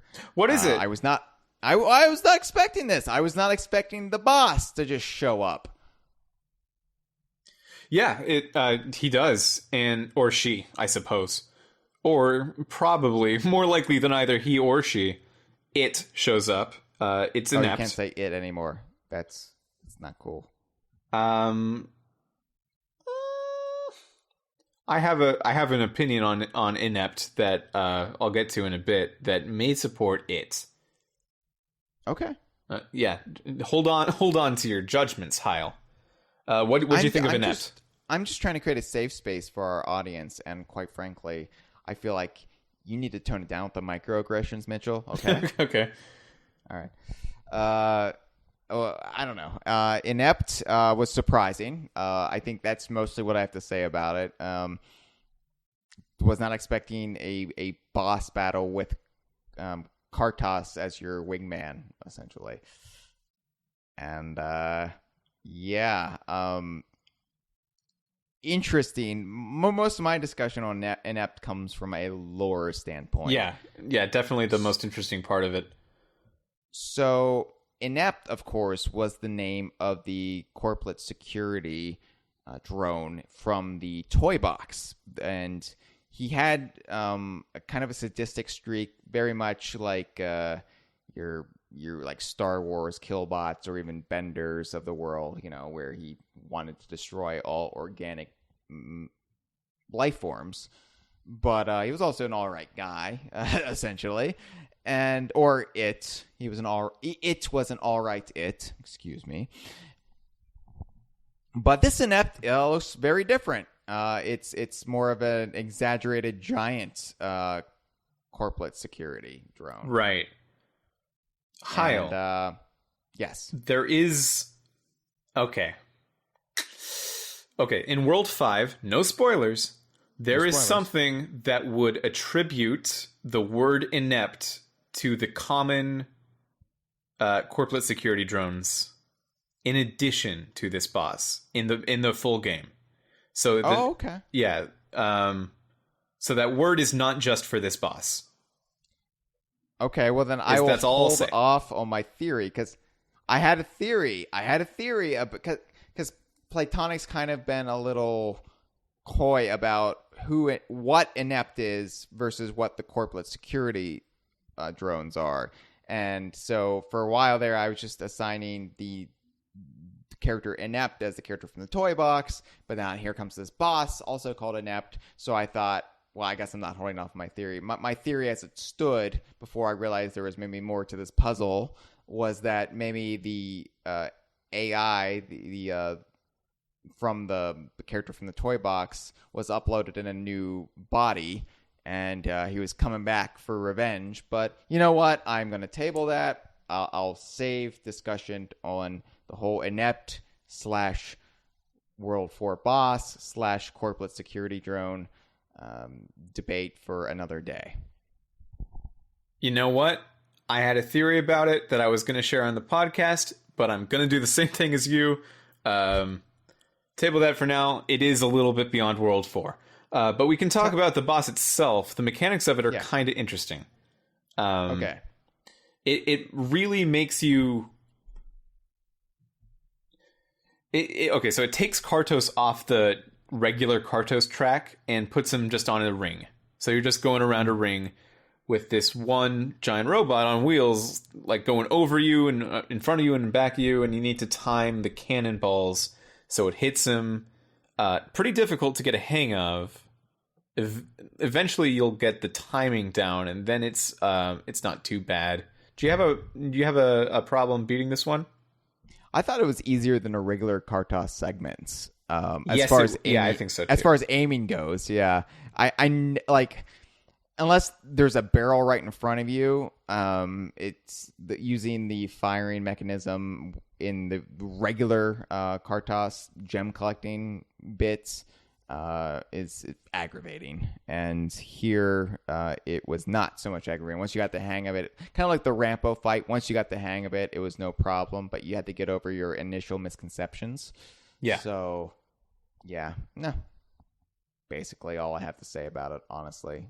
It was mostly just the surprise of where they stuck the boss, and I applaud them for it, actually. I like thinking outside the box, and because whenever I enter a world, part of me is thinking, where's the boss? Like, I don't want to fight. I don't want to tangle with the boss right now. And it's kind of like this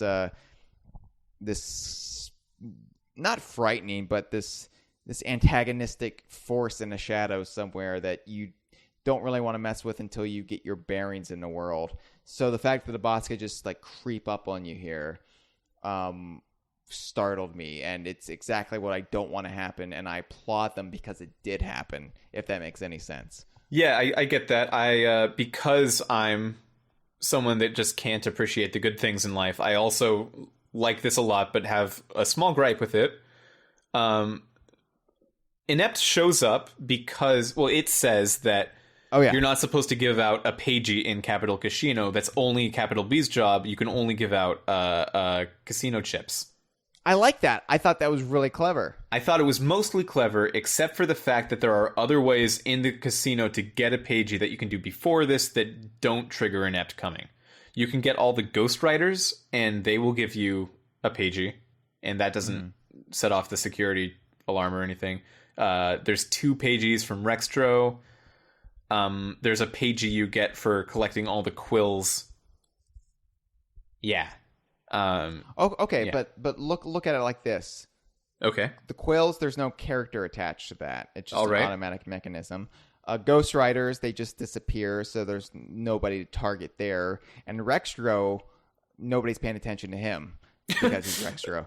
That last one's a bit of a stretch, but all right. Yeah, I mean, he's a forgotten video game character. He's so forgotten that the security doesn't even see him. Yeah. He's Okay. basically the to use file through production terms, he's the Joey Bagwell of the cast. I guess a more recognizable reference beyond my own wankery would be Jerry from Parks and Recreation. I was about to say Jerry, yeah. Yeah. So, that's what Rextro is. So it makes sense that Kartos would be the one character they would target, who would get their attention that, hey, this guy's giving out pages. Let's get him. Yeah, it makes sense. It's no, hang on, no. Rextro should appear on camera. He should be as targeted as everyone else. That's a very, very big stretch, Hyle. I see where you're going with it. Rextro's in his little alcove near the storage room, your beloved storage room. Did you see any security cameras in that little alcove? I didn't see any security cameras literally anywhere except for the very beginning room. There are some other ones. But were there any near the Kartos thing? Kartos was out in the open, so the security cameras would have picked them up. There are decorative security cameras all throughout the perimeter. They don't actually do anything. You don't need to use the camo, the invisibility cloak to get past them because they don't do anything, but they're there. And because I tried to blow them up, I tried to interact with them. They're just there for texture. So yeah, Kartos would have been caught on those security cameras because he's out in the open area. All right. I thought about this, Mitchell, and it's brilliant. Okay. All right. The Jerry Gergich approach. All right, I'll take it. Rextro is the Jerry. Okay. Anyway, what I want you to do, though, as far as Inept goes, would you mind calling in when we do World 5? Because it's going to be me and Josh from Off the Geek Critique. But I want to hear your thoughts. I want to hear your thoughts and your theories on Inept then, when it won't be a spoiler for me. So if you don't mind when World 5, when we're doing that, please call in. Okay.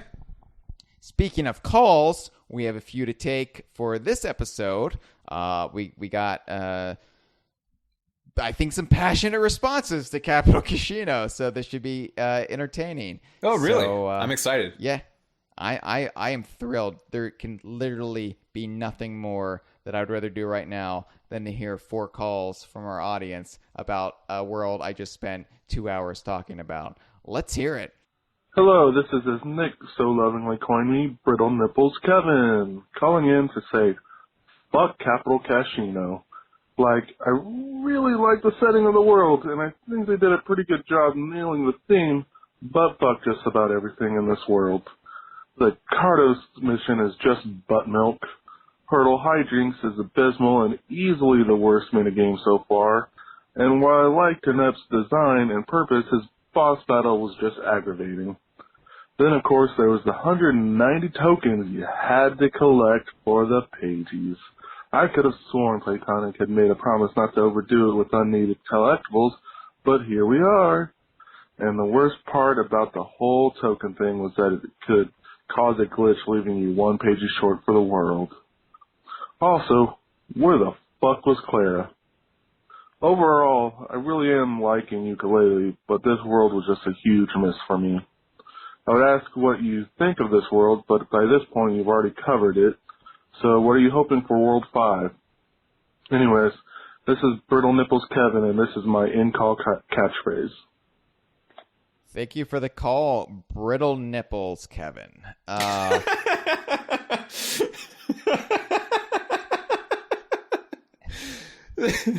Okay. Yeah, sorry. Good name. Good name. Yeah, coined by Nick, because we have the power to rename anybody who calls in. We didn't hear your name when you first called in. I thought it was like MS Wolfe, and we theorized it was multiple sclerosis Wolfe. That classic. It painted a sadder picture of you than initially came to light. But anyway, no, thank you for the call. Not a fan of Capital Cashino, and I think all of your points were brought up during this episode, and we provided maybe a different interpretation. The 190 tokens, though, do you think that was excessive? I mean, I don't know. So I'm of 2 minds about it. I can't really come down on either one, though. I don't think it's more excessive or less excessive than the normal 25 pages. However, I also think that is a little excessive. a little bit of a bloat there. Yeah. I don't think adding more things to the world was necessarily what Banjo-Kazooie's formula needed. But it's not that much of a detrimental change anyway. Yeah, 190 tokens is a lot, and I brought up earlier that one hiding under the ramp was a particularly hard one to find for me, and I'm sure there's other ones that other people have complained about similarly. Yeah, it's a lot. I don't know what to say. You're right.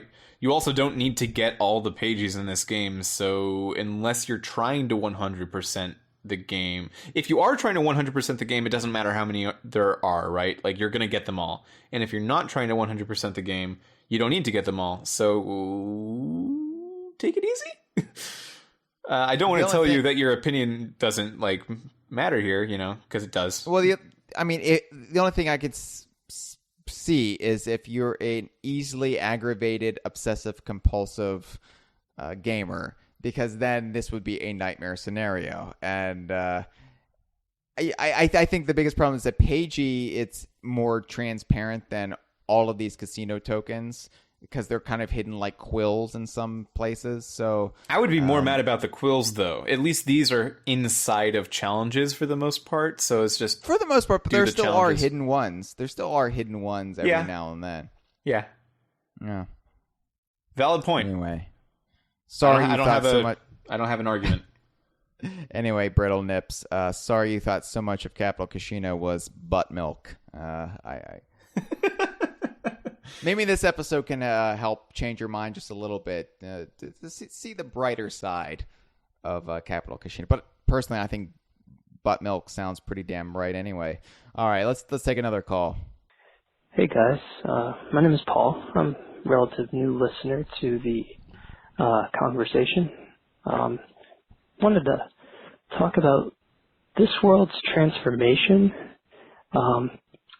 I could not for the life of me have told you that going into this level that what I would be turning into would be a helicopter, and that I would be shuttling around pigs again, or finding out where they are, or whatever I had to do.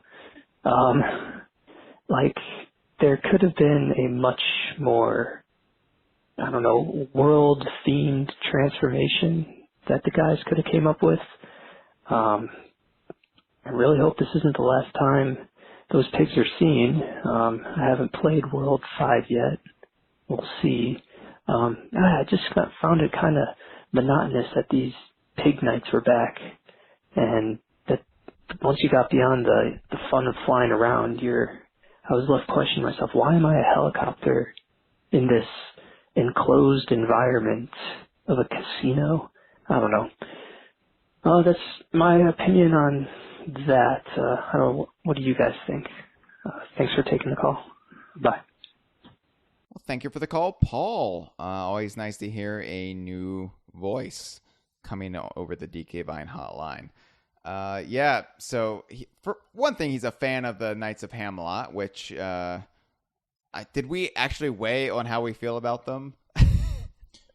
I feel medium about them. They're solid character design. In terms of all the characters in this game, I feel medium about them. In terms of just general, how good are they? They're good, because most of the characters in this game are good. But more than anything, I like you liking things, Paul. And thanks for calling in. Yeah. The Knights of Hamelot, I think I need to know more about them. I feel like there's a lot of backstory there that I'm not getting, and it's hard for me to contextualize what they're doing, or like they'll make these references to their lives that I do not get, and I feel like the game does not like linger on it, so it's keeping me from really understanding who they are as people first and foremost, and I can't really build an emotional bond with them, and I think that's the biggest thing that's keeping me so lukewarm about the Knights of Hamelot. But the transformation, Paul also didn't really feel it, because it didn't seem like it was casino appropriate, and we brought this up, and I mean, I don't know what would be casino appropriate as a transformation goes, like as a mobster, or I don't know, maybe a sphinx, because I mean, what would be a good casino? Like, worst case scenario is you just would become a slot machine or something stupid like that. That there wouldn't really be any joy in actually playing it. So I guess I'm okay. I can rationalize the helicopter in my mind, and it was so much fun to actually control, and it was made getting around the casino so much fun that I'm kind of just willing to accept it for what I mean. I don't know. Yeah.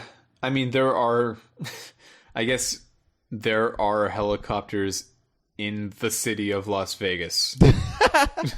That's as much as I got. I mean, if you wanted to do a really like Vegas thing, that could have been a UFO, like a saucer apparel type thing, because Vegas is in Nevada, which is part of the UFO heartland of America, along with New Mexico. You could have just transformed into the shape of Nevada, because why not? Yeah. Actually, that would have been avant-garde and pretty ballsy, and it'd be closer to the game I would make probably, but that's not necessarily a good thing. It would have done wonders for the economy of Nevada to have that would have done great for tourism.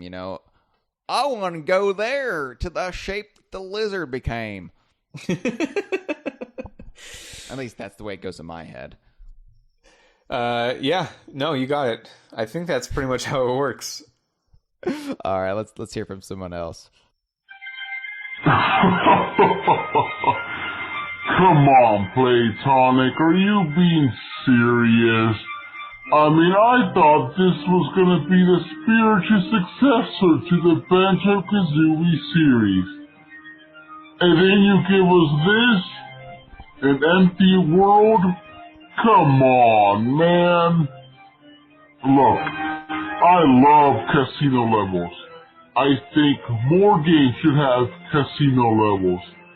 But here's the thing, this is not a great casino level. And that's not just my opinion. That's the opinion of the majority of people that play this game. It's empty. It's empty. So my question is, how do you guys feel about this opinion that this level is just empty? I mean, Jesus Christ. I mean, wow, this ain't no Mario game, dude. I can tell you that right now, boy. What the fuck was I think maybe that was a first time caller. It just came through on the hotline as unknown, but it sounded like a vampiric Liberace because with the organ music in the background. And you're a big fan of casinos in general, so I'm going to just say Vampire Liberace. Thank you for the call.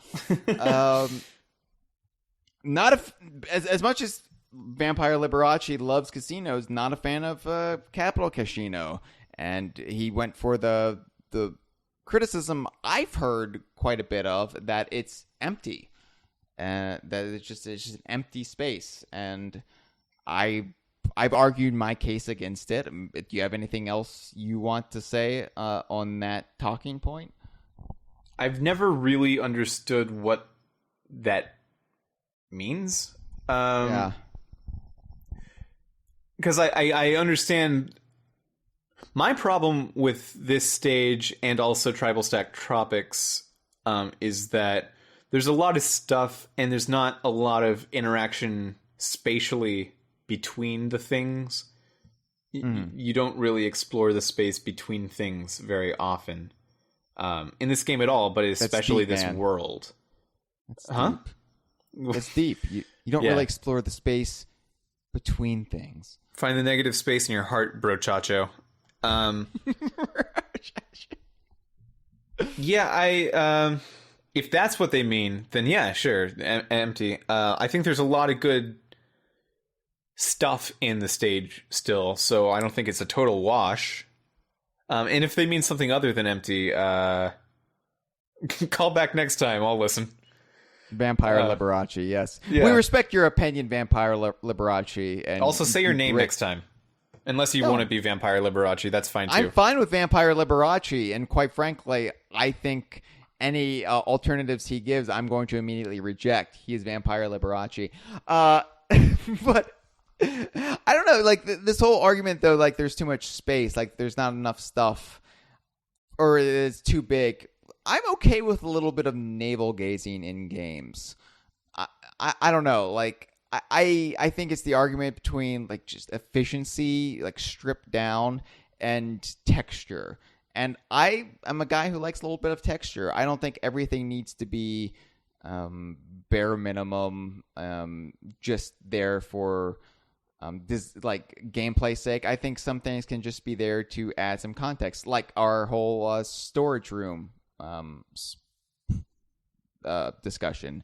It's cool that it's there. It provides context. It fleshes things out. It makes our brains ponder why. And I feel like having some extra legroom in the world does that. You don't want to be excessive about it. You don't want to have to run a 4K marathon between goals, but I think Capital Cashino strikes that balance just fine in my opinion. But, we're all different gamers with different taste, and Vampire Liberace cowered like it was a crucifix. So, well, notably, it's not texture or design. I'm a fan of Grunty Industries from TUI, and not everyone is, and I understand why. But there's a lot of interesting things in that level about how rooms are interconnected and shortcuts to bypass different room strings that I think is really cool. And that could have been a good way to do an indoor world like Capital Cashino, and they went a different way with it. I prefer Grunty Industries, but again, it's not all for nothing. It wasn't a complete wash. We've touched on this, I think. There were washes in Grunty Industries. Remember that? Oh yeah, I loved it so much. I made it my forum avatar. Oh, the washing machine. Oh, what were you saying? The washes, the little things that attacked you. There was the washers. Washer. I have a confession to make. I don't really use tools too much. They're called washers, I believe. Hang on, I'm putting a lot of faith in myself right here, and I don't know if I deserve it because I also don't often use tools. I am not a tool man like Tim Allen from the Home Improvement. So they are called washers. Thank you, Google. They're called God damn it! All right, I was hoping to get through this episode without making a mistake. All right, one more call. And then I've got to go to my nearby Lowe's to buy some home improvement books so I can better educate myself on what the things that attack me in Banjo-Tooie are. What's up? Hyle, Mitch, Angry Ancestor. Happy Mother's Day. Belated. Sorry I didn't get you guys anything. So Capital Cashino was trash. I liked it at first. And then sorry, I'm in a wind tunnel. That's why it's some noise. No, it's awful. It's glitchy. I soft locked my game 3 different occasions. Had to exit to the hub. The roll move, what is it? Reptile Rush. It's good for traversing the environment, but does the same thing as the fucking Sonar Blast and the Fire Berries or whatever. So you're just breaking transparent shit to get items. It's stupid. Those taxi challenges with the helicopter, horrible. I already hate the Knights of Hamelot to begin with, so that didn't make it any better. I was literally getting flashbacks to nuts and bolts when I had to helicopter around Logbox 720 with Pikewood's fat ass. If you're trying to get me acquainted to the level, taking these fat fucks to arbitrary locations, it's not going to help. What else? The slot machines. Once again, flashbacks. Docktown 64. What's it called? busty barrel bandit. There's nothing fun about a slot machine, especially when there's 10 of them. I don't know. I was really upset when I played this level, but no, I like the boss. I love the music, and the last level, the last level's fantastic. So, Hyle, if you had any of my qualms, don't get your hopes down because the game picks up again. But trash level, trash.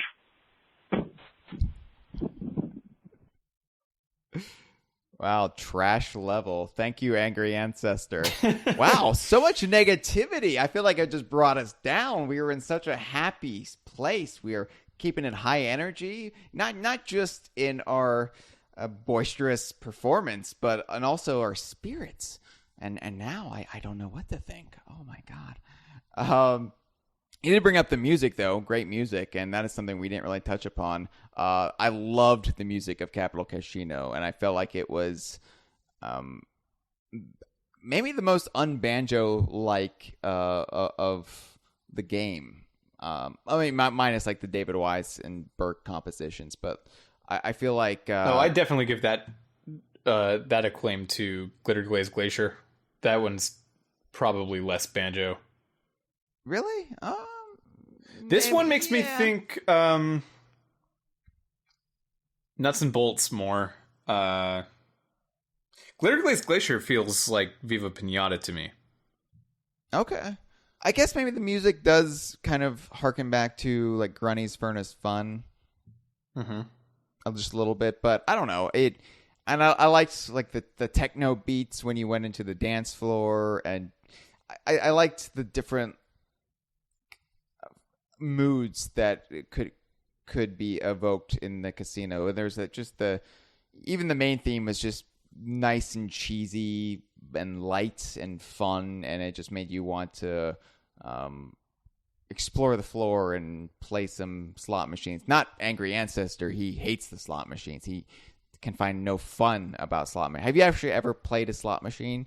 Because, well, they're actually very demoralizing. But yeah, real life slot machines are evil pieces of technology that are like built to fuck with you. So I think that's fine. Not liking actual slot machines is totally valid. Yeah. I was going to try to like give a full-throated defense there for slot machines. And I was like, maybe that's not the best thing to do. But I don't want to give anybody a crippling gambling addiction, you know. Yeah, no, they're actually bad. They're one of those things that are very, very not good. According to Angry Ancestor, another thing that's not good is the Reptile Rush. And he did bring up a point that I didn't really consider, that the Reptile Rush, essentially, despite, like, getting, doing the Speedy Gonzalez... Oh, I can't say Speedy Gonzalez, that's racist now. Despite doing the whole, like, running start, kind of, revving it up and then taking off. Its primary function, besides getting up, like, extra slippery ramps, is basically to break glass, and we already have like so many moves that are designed to break things, and it's kind of a redundancy after a while. Like, why can't the one move just take care of all of that, Yeah, this is definitely like a clear thing Playtonic should look at fixing for Yooka-Laylee 2 if that ever happens. If they do the same sort of thing from Banjo-Tooie, where they start off with you having all of your previous abilities, they should reorganize what moves break what. Like, glass should always be Sonar Explosion, and maybe Riptile Roll should always be planks of wood that are like put over a hole in the wall. Maybe stuff like that would be really helpful. That does bother me. That is, and I've done a lot of defending of this game from the critics and just general just general downbeat opinions from others, but that does feel sloppy to me. That is one of the like glaring things that I don't even think I realized until Angry Ancestor pointed it out, and I was like, yeah. And I mean, granted, I realized it like when I got the Sonar Explosion, and I was in Moody Maze Marsh, and I couldn't break a panel of glass. I'm like, are you kidding me? Is there another move that will break this? Because Trouser even told me this will break glass. Like, what? So it's not only are they similar moves, they both break glass. That's a very specific function. Yes. Yeah, it's not like they both hit things. They both break glass specifically. It's tricky. God, man, those 4 calls brought me down. We gotta wrap this up and give our final thoughts on Capital Cashino and hopefully turn this just I don't know, drudgery around, because I feel sad, Mitchell. I don't want to be this sad ending the conversation. Okay, so the colors of Capital Cashino are blue and gold, and those are my college's colors. So that's fun. That's all I got. Speaking of colleges, have you heard the latest fraternity scandals? You know, there was in Penn State. There was that the drunken pledge who fell down the stairs and like broke his neck. I have not. Died. Yeah. Is that real? Yeah. And granted, you know, fraternities are running into a lot of problems as of late. What with all the sexual assaults.